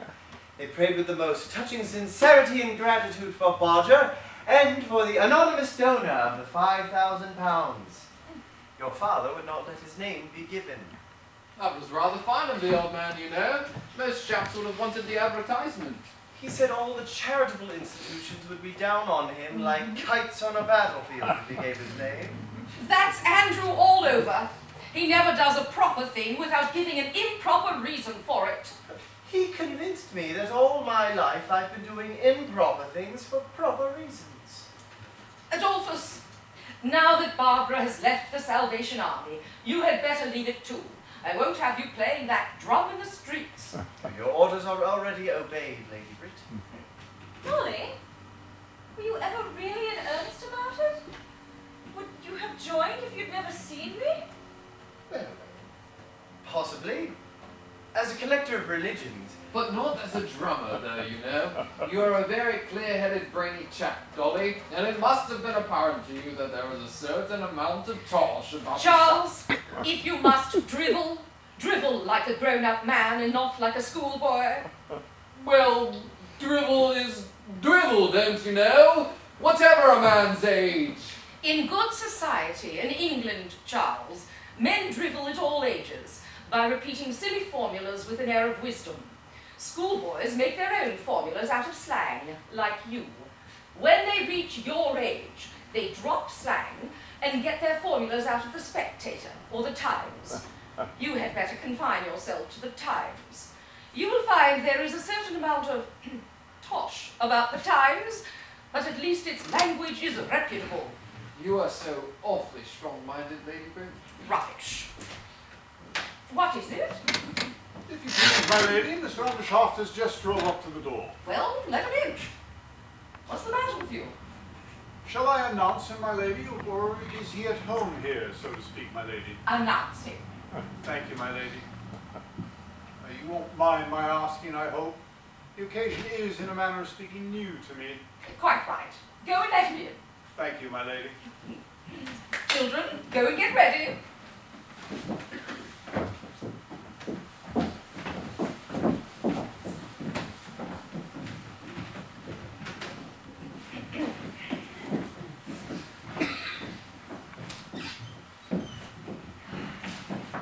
Mr. Undershaft.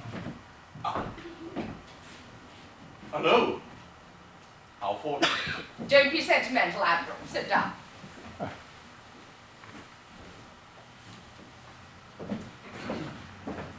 Sarah must have £800 a year until Charles Lomax comes into his property. Barbara will need more and need it permanently because Adolphus hasn't any property. Yes, my dear, I will see to it. Anything else? For yourself, for instance? I want to talk to you about Stephen. Oh, don't, my dear. Stephen doesn't interest me. He does interest me. He is our son. Do you really think so? He has induced us to bring him into this world, but he's chosen his parents very incongruously, I think. I see nothing of myself in him, and even less of you.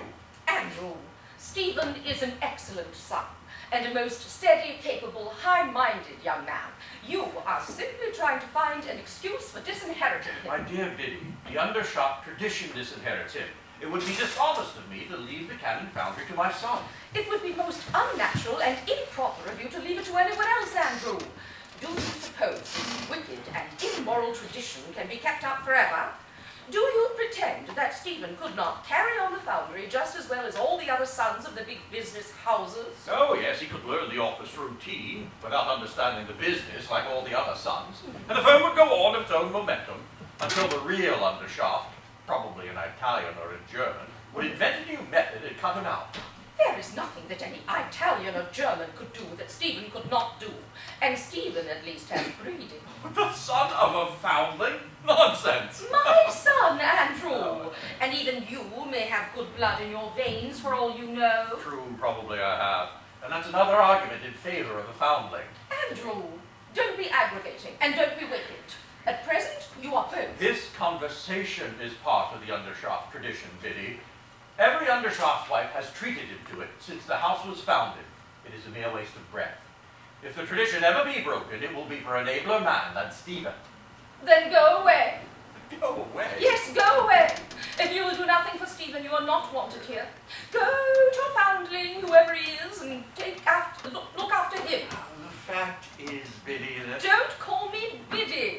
I don't call you Andy. I will not call my wife Britomart. No, seriously, my love. The Undershaft tradition has landed me in a difficulty. I'm getting on in years, and my partner Lazarus has at last taken a stand and insisted that the succession be settled one way or another. Of course, he's quite right. For you see, I have not found a fit successor yet. There is Stephen. That's just it. Every foundling I can find is exactly like Stephen. Andrew! I want a man with no relations and no schooling. That is a man who would be out of the running altogether were he not a strong man, and I can't find him. Every blessed foundling nowadays is snapped up in his infancy by school board officers and boards of governors, and if he shows the least ability, he is fastened on by schoolmasters and trained with scholarships like a racehorse, crammed with second-hand ideas, drilled and disciplined in docility and what they call good taste, and blamed for life until he is fit for nothing but teaching. Now, if you want the foundry to remain in the family, you'd better find an eligible foundling and marry him to Barbara. Ah, Barbara, your pet. You would sacrifice Stephen to Barbara. Cheerfully. And you, my dear, would boil Barbara to make soup for Stephen. Andrew, it is not a question of our likings and dislikings. It is a question of duty. It is your duty to make Stephen your successor. Just as much as it is your duty to submit to your husband. Now, come now, Biddy. I have power in this matter, and I am not to be humbugged into using it for your purposes. Andrew, you can talk my head off, but you can't change wrong into right. And your tie is all on one side. Put it straight. Oh, it won't stay unless it's pinned. Good. I beg your pardon, sir. No, Stephen, come in. Good afternoon. Good afternoon. afternoon. He knows about the tradition, I suppose. Yes. It is what I told you last night, Stephen. I understand you want to come into the cannon business. I? Go and trade?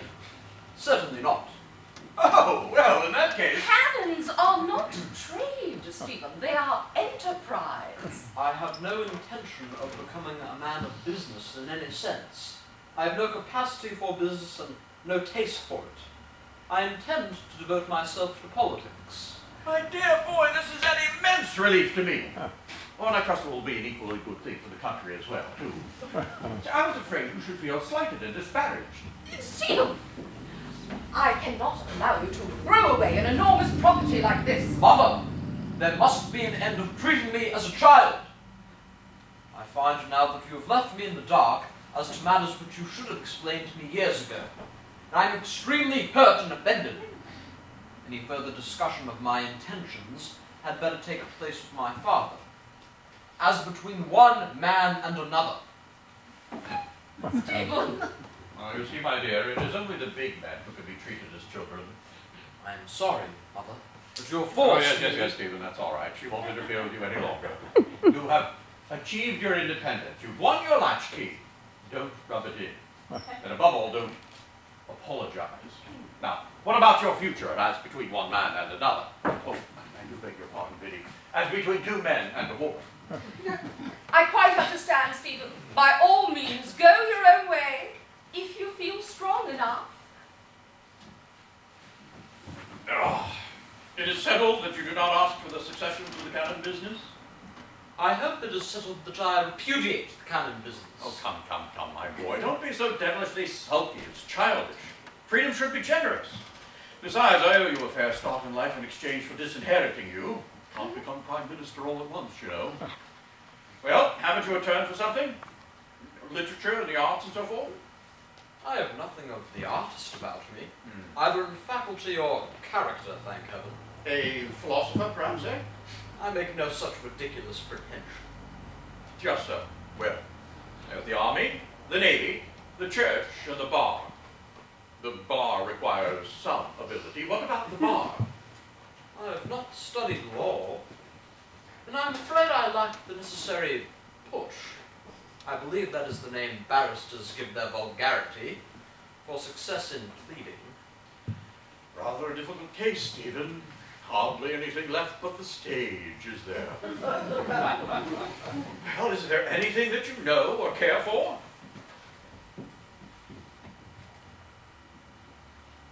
I know the difference between right and wrong.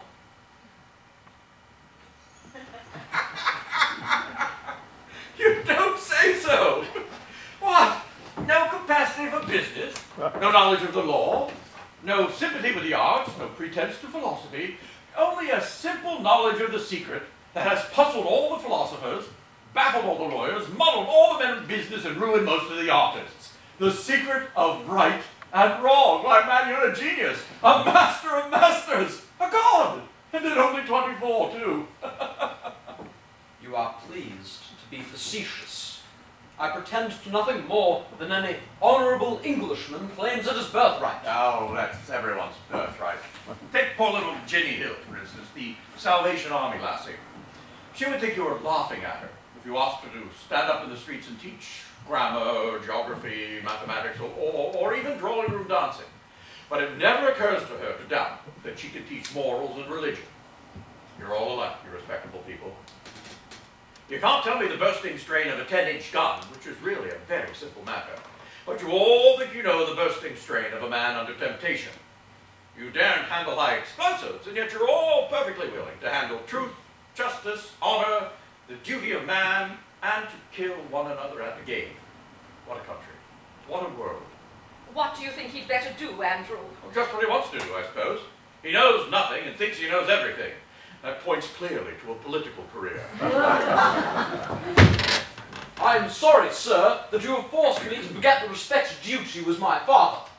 I am an Englishman, and I will not hear the government of my country insulted. The government of your country. I am the government of your country. I am Lazarus. Do you think it you and when half a dozen amateurs like you can govern Undershaft and Lazarus? Oh, my boy. You will do what pays us. You will make war when it suits us and keep the peace when it doesn't. Whenever I want anything to keep my dividends up, you will find that my want is a national need. When other people want something to keep my dividends down, you will call out the police and the military. And in return, you shall have the support and applause of my newspapers, and the delight of imagining that you are a great statesman, government of your country. Ah. Really, Father, it is impossible to be angry with you. You don't know how absurd all this sounds to me.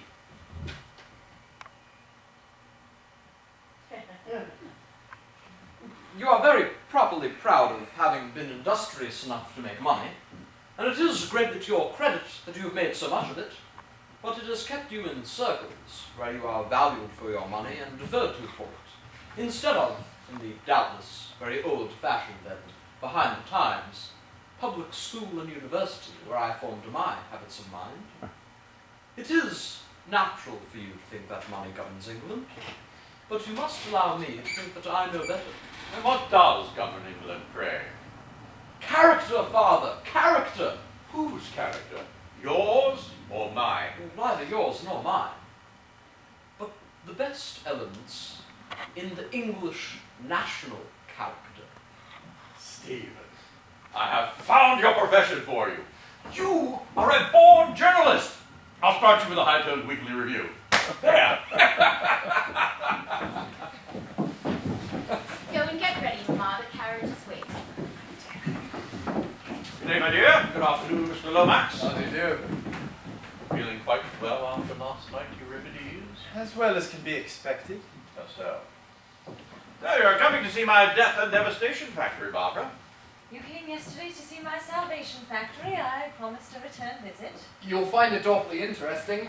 I've been through the Woolwich arsenal, and it gives you a ripping feeling of security, you know? To think of the lot of beggars we could kill if it came to fighting. Still, it must be rather an awful reflection for you, from the religious point of view, as it were. You're getting on, you know, and all that. Papa, you don't mind Charlie's imbecility, do you? Oh, I say. Now, Mr. Lomax looks at the matter in a very proper spirit, my dear. Just so. That's all I meant, I assure you. Are you coming, Stephen? Oh, well, I am rather busy. Yes, I'll come. Come, Sarah.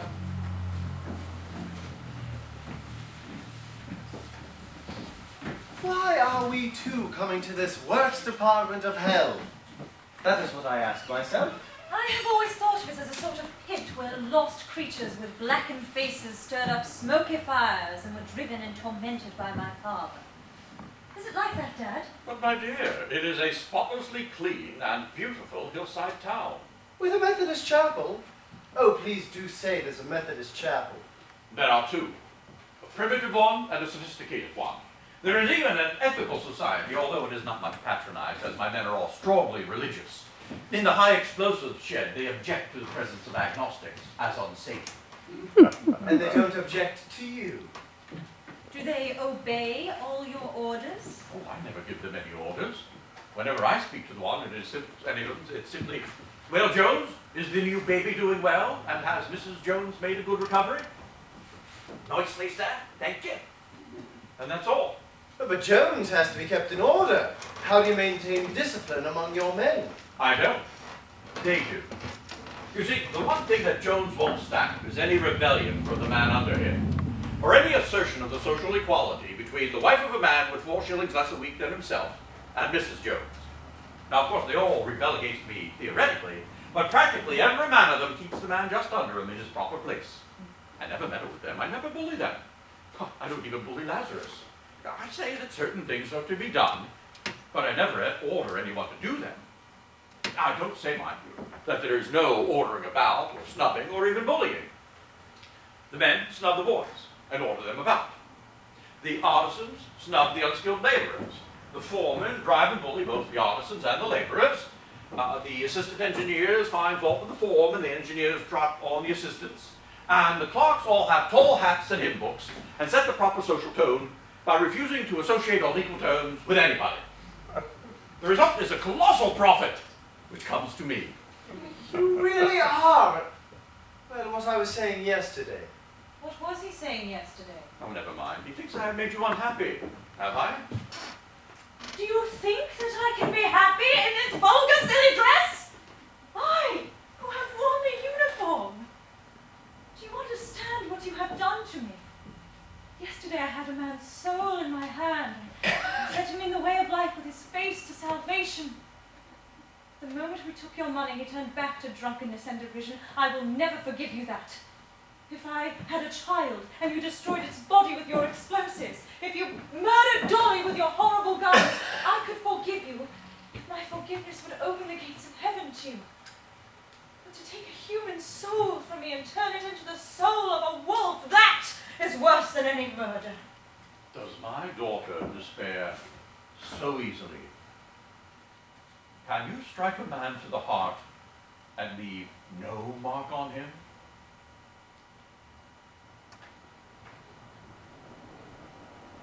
You are right. It can never be lost now. Where was my faith? Oh, clever, clever devil. You may be a devil, but God speaks through you sometimes. You've given me back my happiness. I feel it deep down now, though my spirit is troubled. That is because you have learnt something. That always feels at first as if you had lost something. Well, take me to the factory of death and let me learn something more. There's bound to be some truth or other behind all this frightful irony. Come, Dolly! My guardian angel. Avant.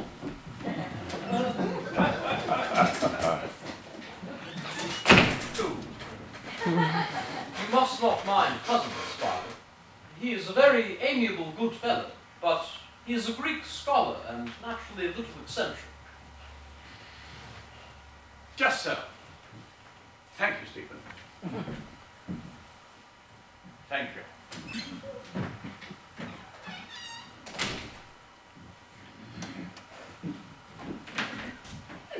Mother, don't be apologetic, Stephen. And don't forget that you have outgrown your mother.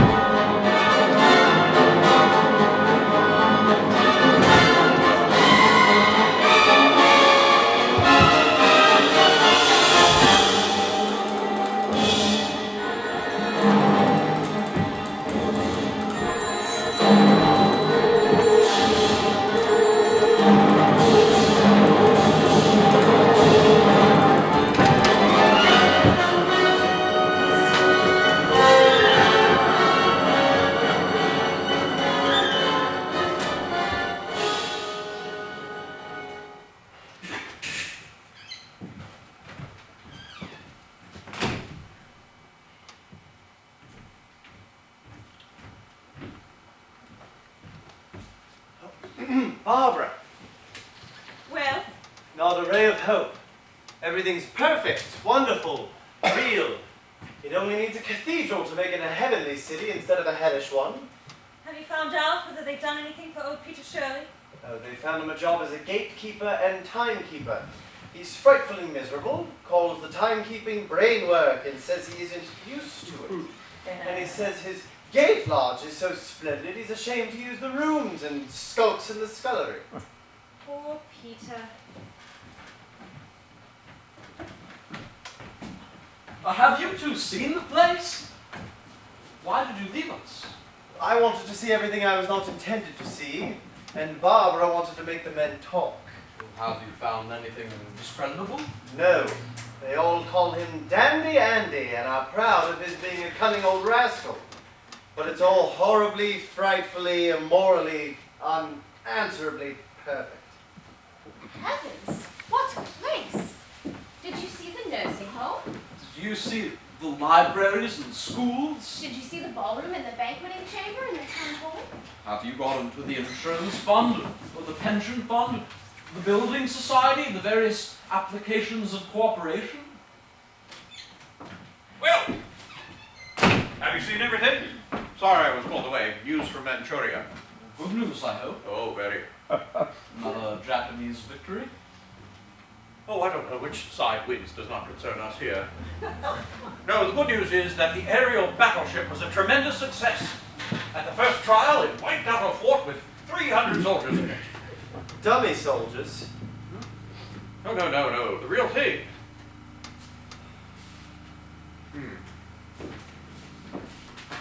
Well, Stephen, what do you think of the place? Oh, magnificent! A perfect triumph of organization. But frankly, my dear father, I have been fooled. I had no idea what it all meant. The wonderful forethought, the power of organization, the administrative capacity, the financial genius, the colossal capital it represents. I have been repeating to myself as I came through your streets, peace hath her victories no less renowned than war. I have only one misgiving about it all. Out with it. I cannot help thinking that all this provision for every want of your workmen may sap their independence and weaken their sense of responsibility. And greatly as we enjoyed our tea at that splendid restaurant, how they gave us all that luxury and cake and jam and cream of threepence I really cannot imagine. And still, you must remember that restaurants break up home life. Look at the continent, for instance. Are you sure so much pampering is good for the men's characters? Well, you see, my dear boy, when you are organizing civilization, you have to make up your mind whether trouble and anxiety are good things or not. If you decide that they are, then I take it you don't organize civilization, and there you are, with trouble and anxiety enough to make us all angels. But if you decide the other way, you may as well go through with it. However, Stephen, our characters are safe here. A sufficient dose of anxiety is always produced by the fact that we may be blown to smithereens at any moment. By the way, Pa, where do you make the explosives? Oh, in separate little sheds like this one here. When one of them blows up, it costs very little, and only the people quite close are killed.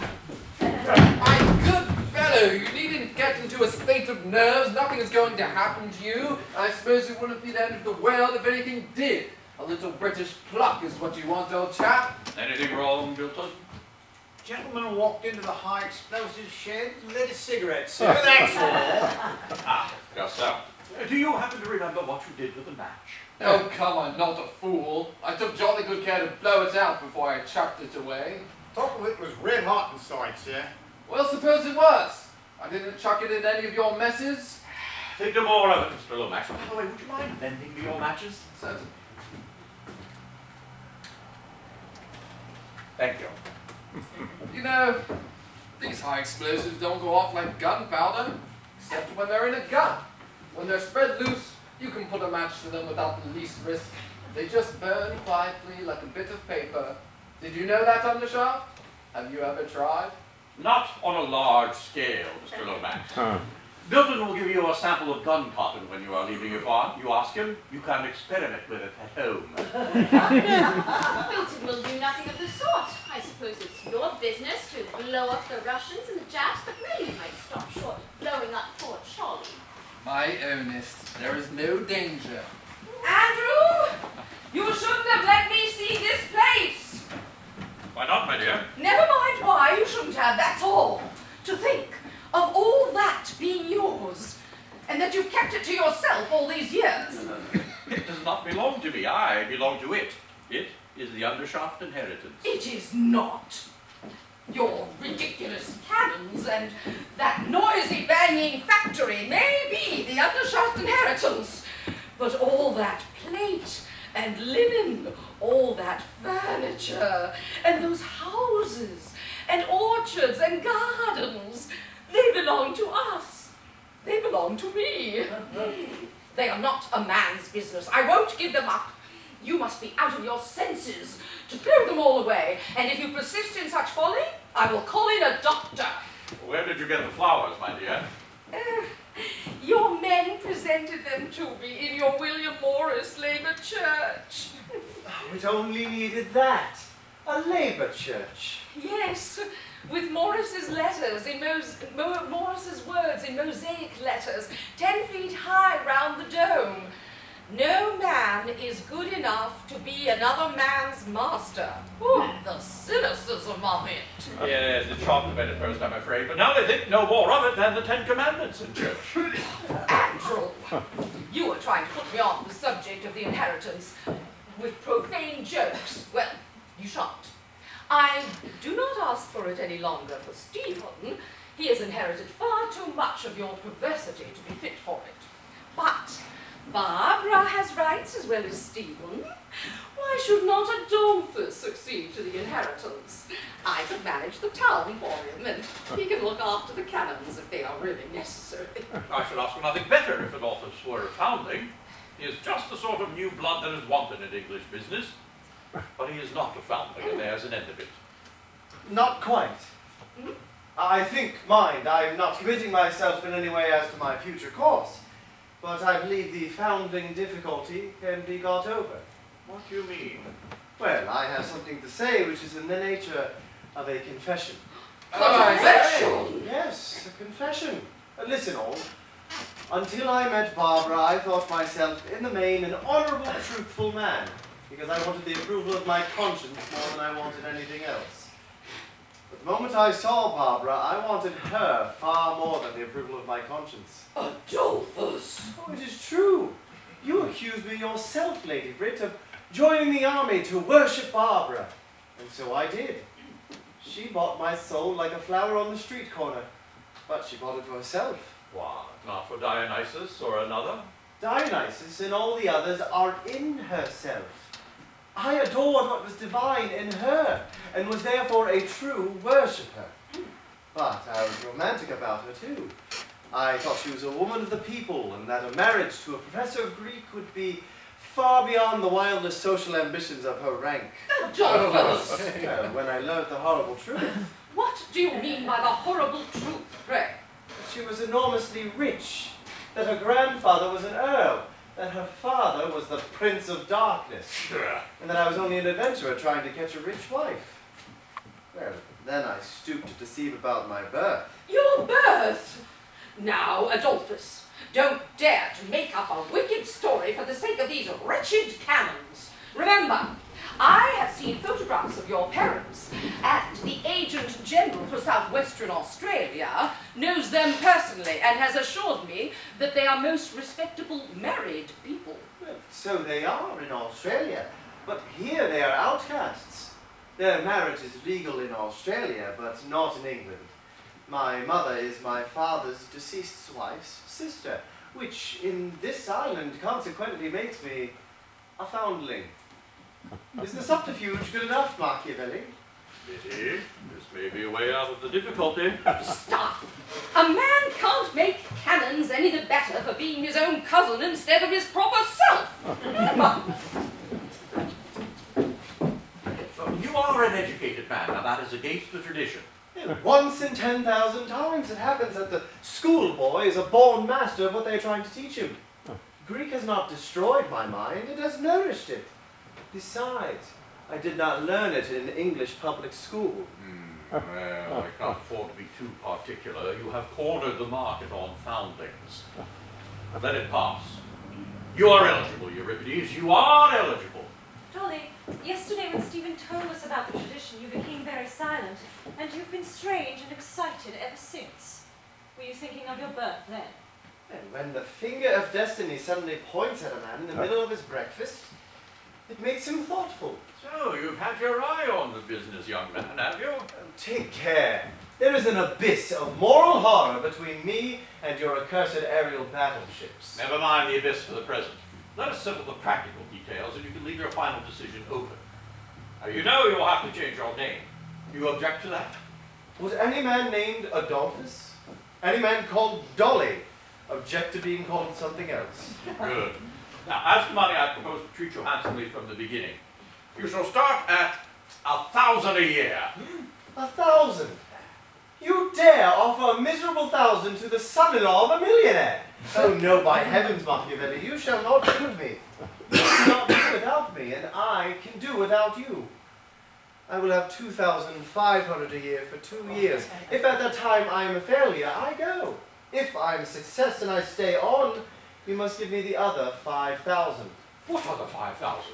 To make the 2 years up to 5,000 a year.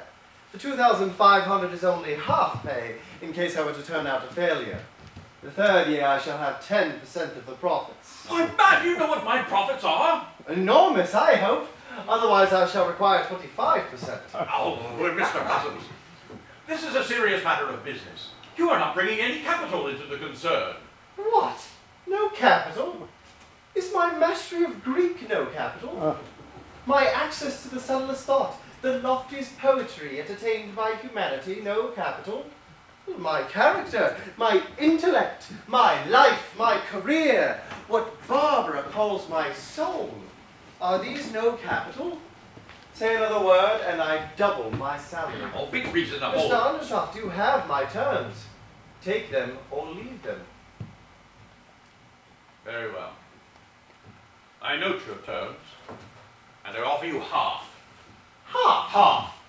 You call yourself a gentleman and you offer me half. I do not call myself a gentleman, but I offer you half. This to your future partner, your successor, your son-in-law. You're selling your own soul, Dolly, not mine. Leave me out of the bargain, please. Come, I will go a step further for Barbara's sake. I will give you 3/5, but that is my last word. Done.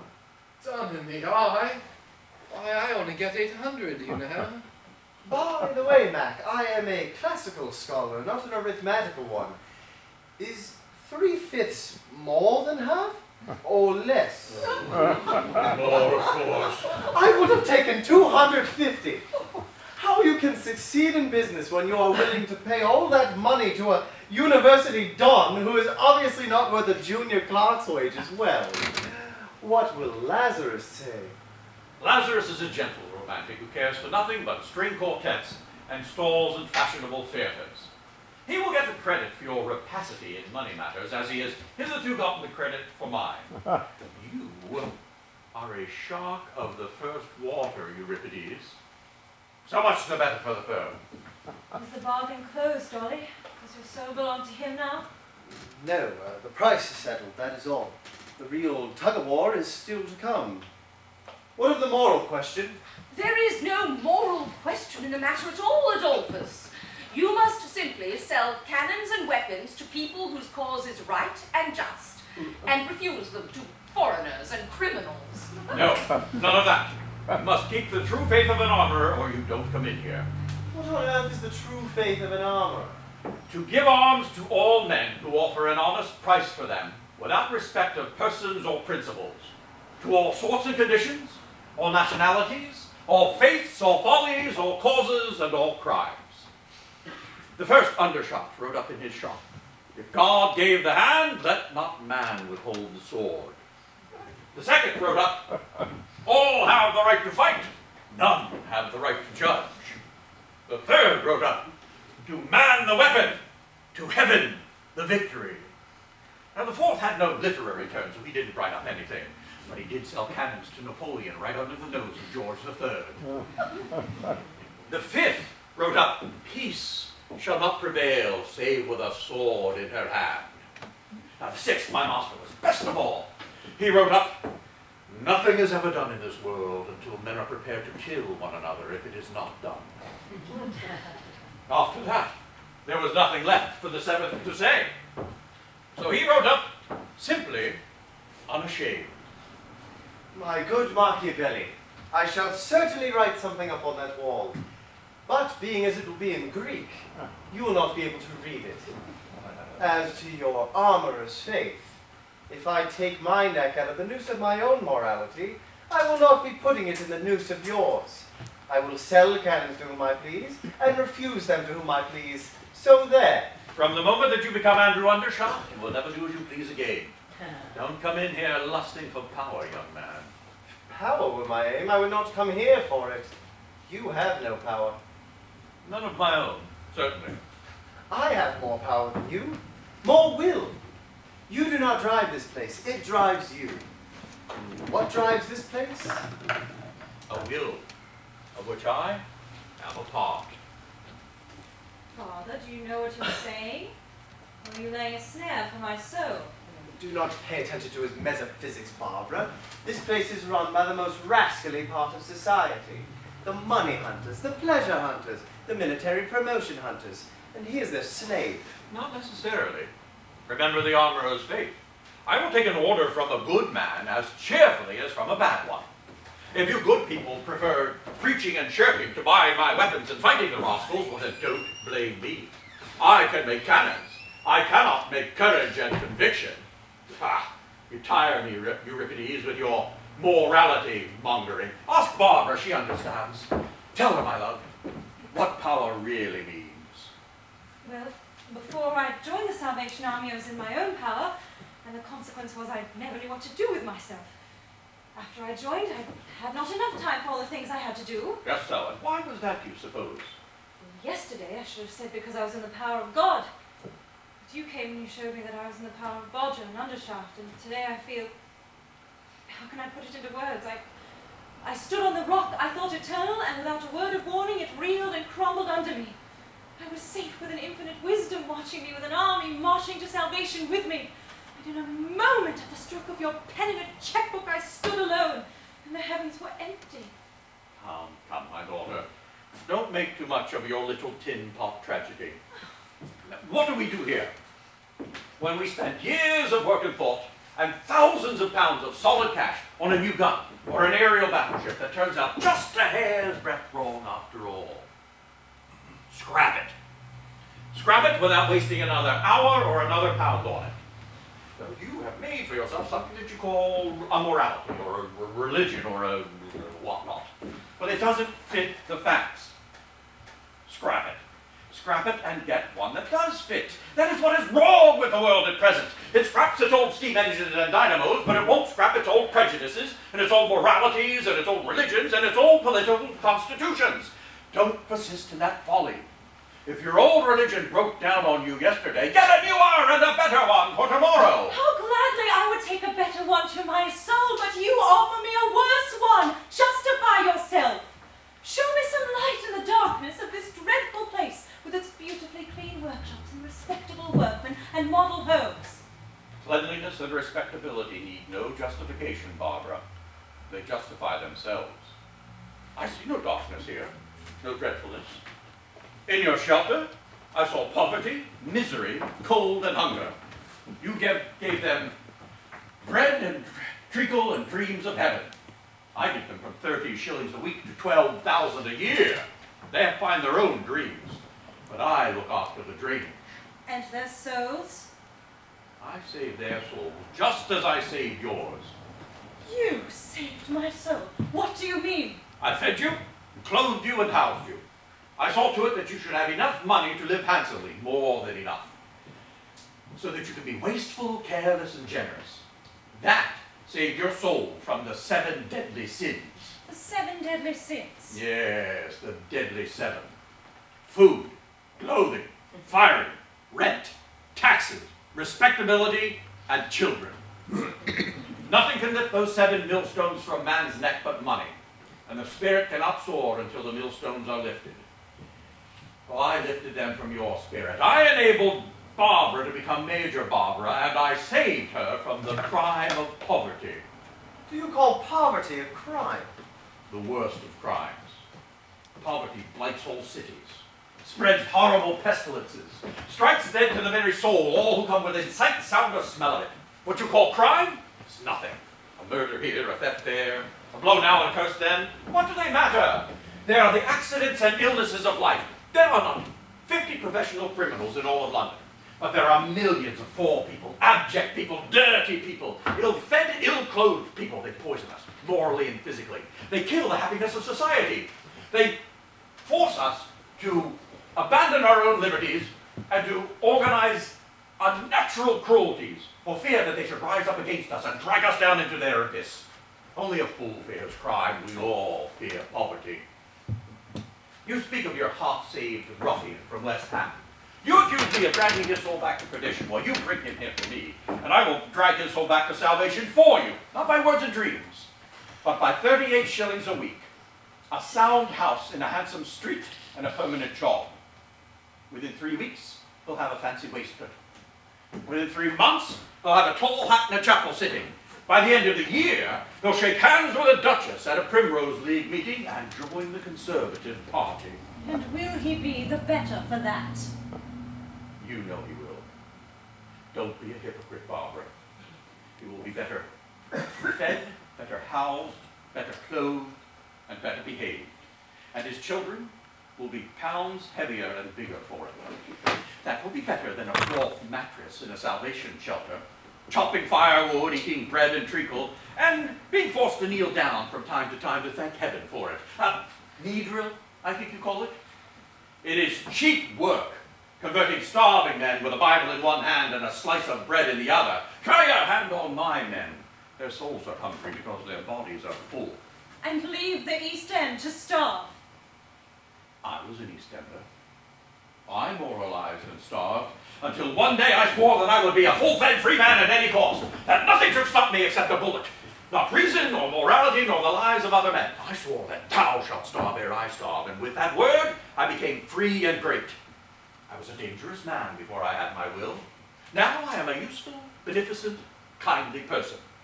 That is the history of most self-made millionaires, I should fancy. When it is the history of every Englishman, we shall have an England worth living in. Stop making speeches, Andrew. This is not the place for them. But my dear, I have no other way to convey my ideas. Your ideas are nonsense. You got oil because you were selfish and unscrupulous. Not at all. I have the strongest scruples against poverty and starvation. Your moralists are quite unscrupulous about both. They make virtues of them. I'd rather be a thief than a pauper. I'd rather be a murderer than a slave. Now, I don't want to be either. But if you force the alternative on me, by heaven, I will choose the braver and more moral one. I hate poverty and slavery worse than any other crime. And let me tell you this, poverty and slavery have stood up for centuries to your sermons and your leading articles. They will not stand up to my machine guns. Don't preach at them. Don't reason with them. Kill them. Killing! Is that your remedy for everything? It is the final test of conviction. The only lever strong enough to overturn a social system. The only way of saying must. Let 670 fools loose in the streets, and 3 policemen can disperse them. But huddle them together in a certain house in Westminster, and let them go through certain ceremonies and call each other certain names until they get up the courage to kill, and then those same 670 fools become a government. Your pious mob fills out its ballot papers and thinks it's governing its masters. But the only ballot paper that really governs is the paper that has a bullet wrapped up in it. That is perhaps why, like most intelligent people, I never vote. When you vote, you merely change the names of the cabinet.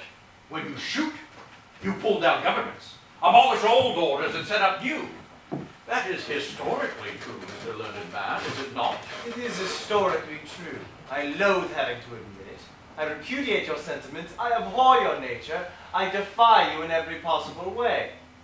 Still, it is true. but it ought not to be true. Ought. Are you going to spend your life saying ought, man? Like the rest of those moralists? Turn your oughts into shalls! Come, make explosives with me. Whatever can blow men up can blow society up. The history of the world is the history of those who have had the courage to embrace that truth. Have you the courage to embrace it, Barbara?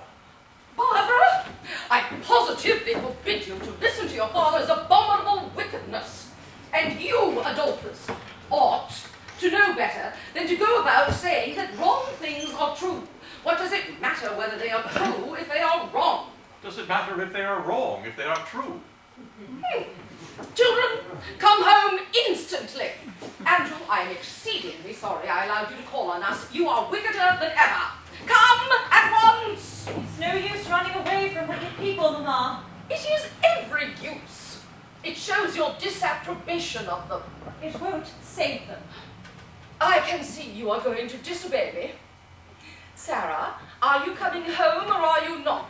Well, I dare say it's very wicked of Papa to make cannons, but I don't think I should cut him on that account. The fact is, you know, there's a certain amount of tosh about this notion of wickedness. It doesn't work. You must look at facts. Not that I would say a word in favor of anything wrong, but then, you see, all sorts of chateau, he's doing all sorts of things, and we have to fit them in somehow, don't you know? What I mean is that you can't go cutting everybody, and that's about what it comes to. Perhaps I don't make myself clear. You are lucidity itself, Charles. Because Andrew is successful and has plenty of money to give to Sarah, you will flatter him and encourage him in his wickedness. Well, where the carcass is, there will the eagles be gathered, don't you know? Hey, what? Precisely, Charles. Oh, dear. May I call you Charles? Delighted. Jolly is the usual ticket. Now, Biddy. Don't dare call me Biddy. Charles Lomax, you are a fool. Adolphus Cusins, you are a Jesuit. Stephen, you are a prig. Barbara, you are a lunatic. Andrew, you are a vulgar tradesman. Now you all know my opinion, and my conscience is clear at all events. My dear, you are the incarnation of morality. Your conscience is clear and your duty done when you have called everybody names. Come, Euripides, it's getting late. We all want to go home. Make up your mind. Listen here, you old demon. Adolphus! Let him alone, Biddy. Proceed, Euripides. You have me in a horrible dilemma. I want Barbara. Like all young men, you greatly exaggerate the difference between one young woman and another. Quite true, Donny. I also want to avoid being a rascal. You lust for personal righteousness, for self-regard, for what you call a good conscience, for what Barbara calls salvation, for what I call patronizing of people who are not so lucky as yourself. No. All the poet in me recoils from being a good man. But there are things in me that I must reckon with. Pity. Oh yes, pity, the scavenger of misery. Well, love. Yes, I know. You love the needy and the outcast. You love the oppressed races. You love the Negro, the Indian riot, the Pole, the Irishman. You love the Japanese. You love the Germans. You love the English. No. Every true Englishman detests the English. We are the wickedest nation on earth, and our success is a moral horror. And this is what comes of your gospel of love, is it? May I not even love my father-in-law? Who wants your love, man? By what right do you take the liberty of offering it to me? I will have your due heed and respect, or I will kill you. But your love? Damn your impertinence. I may not be able to control my affections, Mac. You are fencing, Euripides. You're weakening. Your grip is slipping. Come, try your last weapon. Pity and love have broken in your hand. Forgiveness is left. No. Forgiveness is a beggar's refuge. And with you on that, we must pay our debts. Well said. Come, you'll suit me. Remember the words of Plato. Plato! You dare quote Plato to me? Plato says, my friend, that the world cannot be saved until either the professors of Greek take to making gunpowder, or the makers of gunpowder become professors of Greek. Oh, tempter, cunning tempter. Choose, man, choose. Oh, but perhaps Barbara will not marry me if I make the wrong choice. Perhaps not. You hear? Father, do you love nobody? Yes. I love my best friend, And who is that, pray? my bravest enemy. For that is the man who keeps me up to the mark. The creature is sort of a poet in this way. Suppose he is a good man after all. And suppose you stop talking and make up your mind, my young friend. But you are tearing me against my nature. I hate war. Hatred is the coward's revenge for being intimidated. Dare you make war on war? Here are the beans. My friend Mr. Lomax is sitting on them. Oh, I say! You don't mean this thing is loaded, do you? My Ernest, come off it. If I am to be blown up, the more thoroughly it is done, the better. Don't fuss, Charlie. Your own daughter, you know. So I see. Well, my young friend, may we expect you here at 6 tomorrow morning? Not on any account. I will see this whole flattery blown up with its own dynamite before I get up at 5. My hours are rational, healthy hours. 11 to 5. Well, come in when you please. By the end of the week, you'll be coming in at 6 and staying until I turn you out for the sake of your health. Milton! Come, my dear. Let us leave these two people to themselves for a while. I'm going to take you through the gun cotton shed.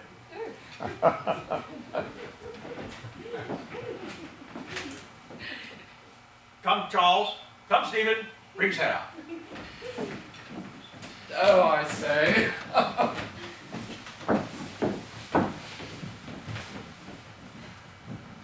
Jolly old fellow, think. Think before you decide. Do you feel you are a sufficiently practical man? That is a huge undertaking, an enormous responsibility. All this mess of business will be Greek to you. Oh, I think it will be a lot less difficult than Greek. Well, I just want to say this before I leave you to yourselves. Don't let anything I have said about right and wrong prejudice you against this great chance in life. I have satisfied myself that business is one of the highest character and a credit to our country. I am very proud of my father.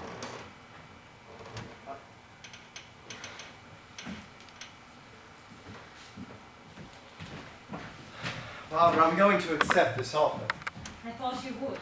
You understand, don't you, that I had to decide without consulting you. If I had thrown the burden of the choice on you, you'd sooner or later despise me for it.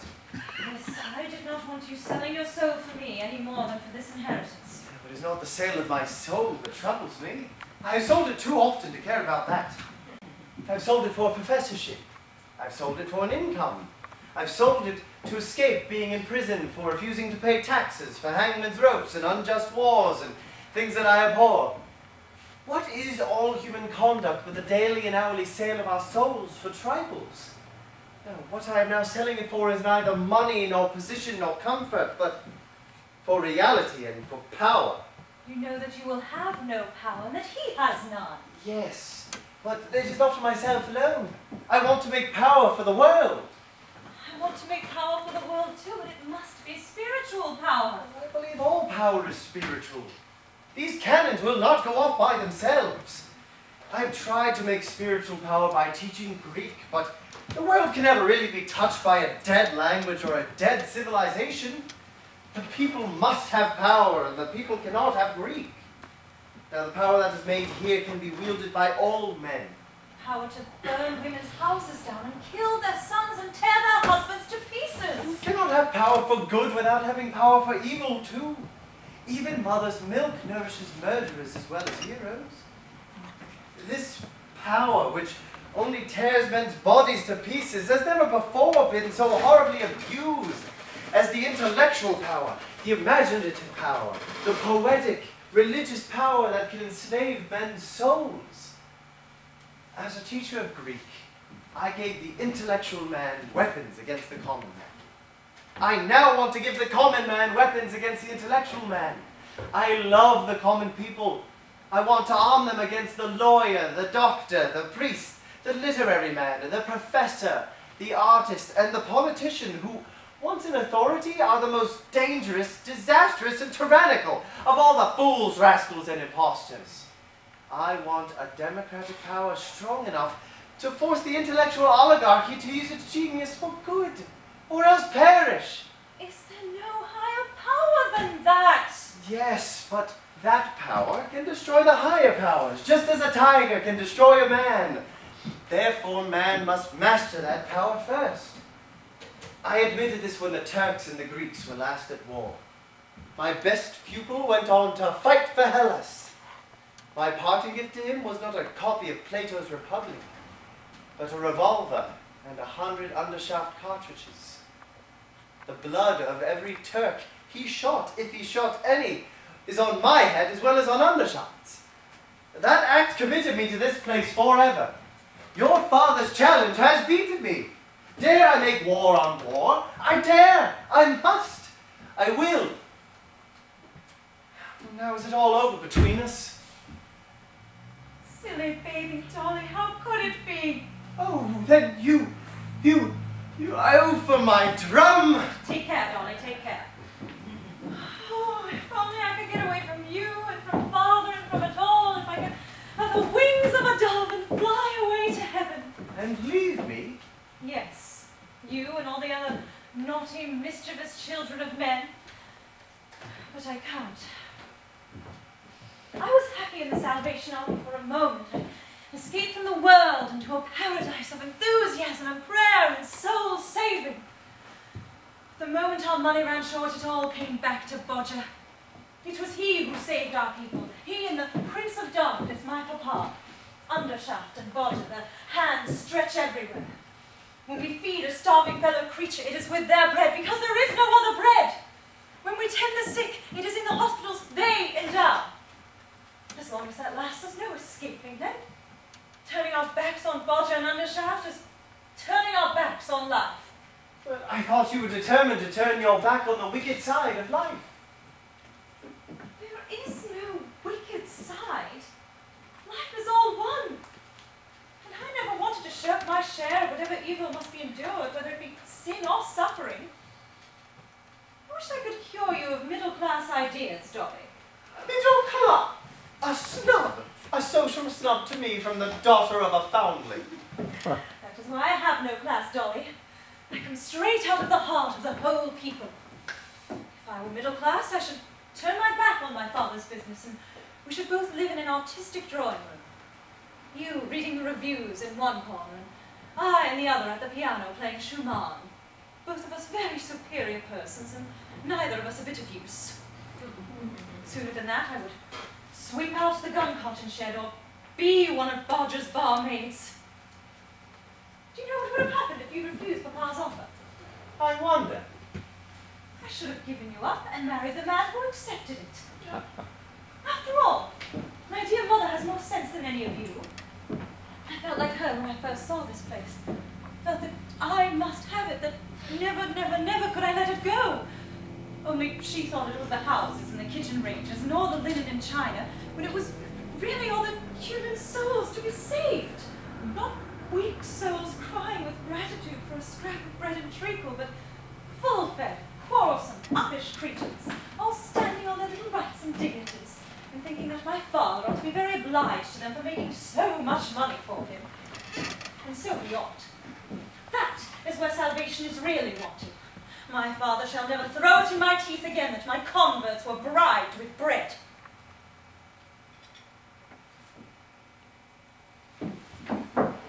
I have got rid of the bribe of bread. I have got rid of the bribe of heaven. Let God's work be done for its own sake, the work he had to create us to do, because it cannot be done by living men and women. And when I die, let him be in my debt, not I in his. And let me forgive him, as becomes a woman of my rank. Then the way of life lies through the factory of death. Yes, through the raising of hell to heaven and of man to God, through the unveiling of an eternal light in the valley of the shadow. Oh, did you think my courage would never come back? Did you believe that I was a deserter, that I, who have stood in the streets and taken my people to my heart and talked of the holiest and greatest of things with them, could ever turn back and chatter foolishly to fashionable people of nothing in a drawing room? Never, never, never, never. Major Barbara will die with the colours. Oh, and I have my dear little Dolly boy still, and he has found me my place in my work. Glory, hallelujah.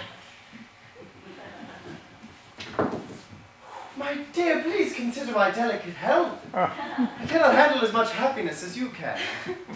Yes, it's not easy work being in love with me, is it? But it's good for you. Mama! Mama! Mama! I want Mama. She's taking off her list slippers, dear. Well, what does she say? She's gone right up into the skies. Barbara, when will you learn to be independent and to act and think for yourself? I know as well as possible what that cry "Mama, Mama" means, always running to me. Pip, pip. How dare you say pip, pip to me, Sarah? You are both very naughty children. What do you want, Barbara? I want a house in the village to live in with Dolly. Come, help me find which one to take.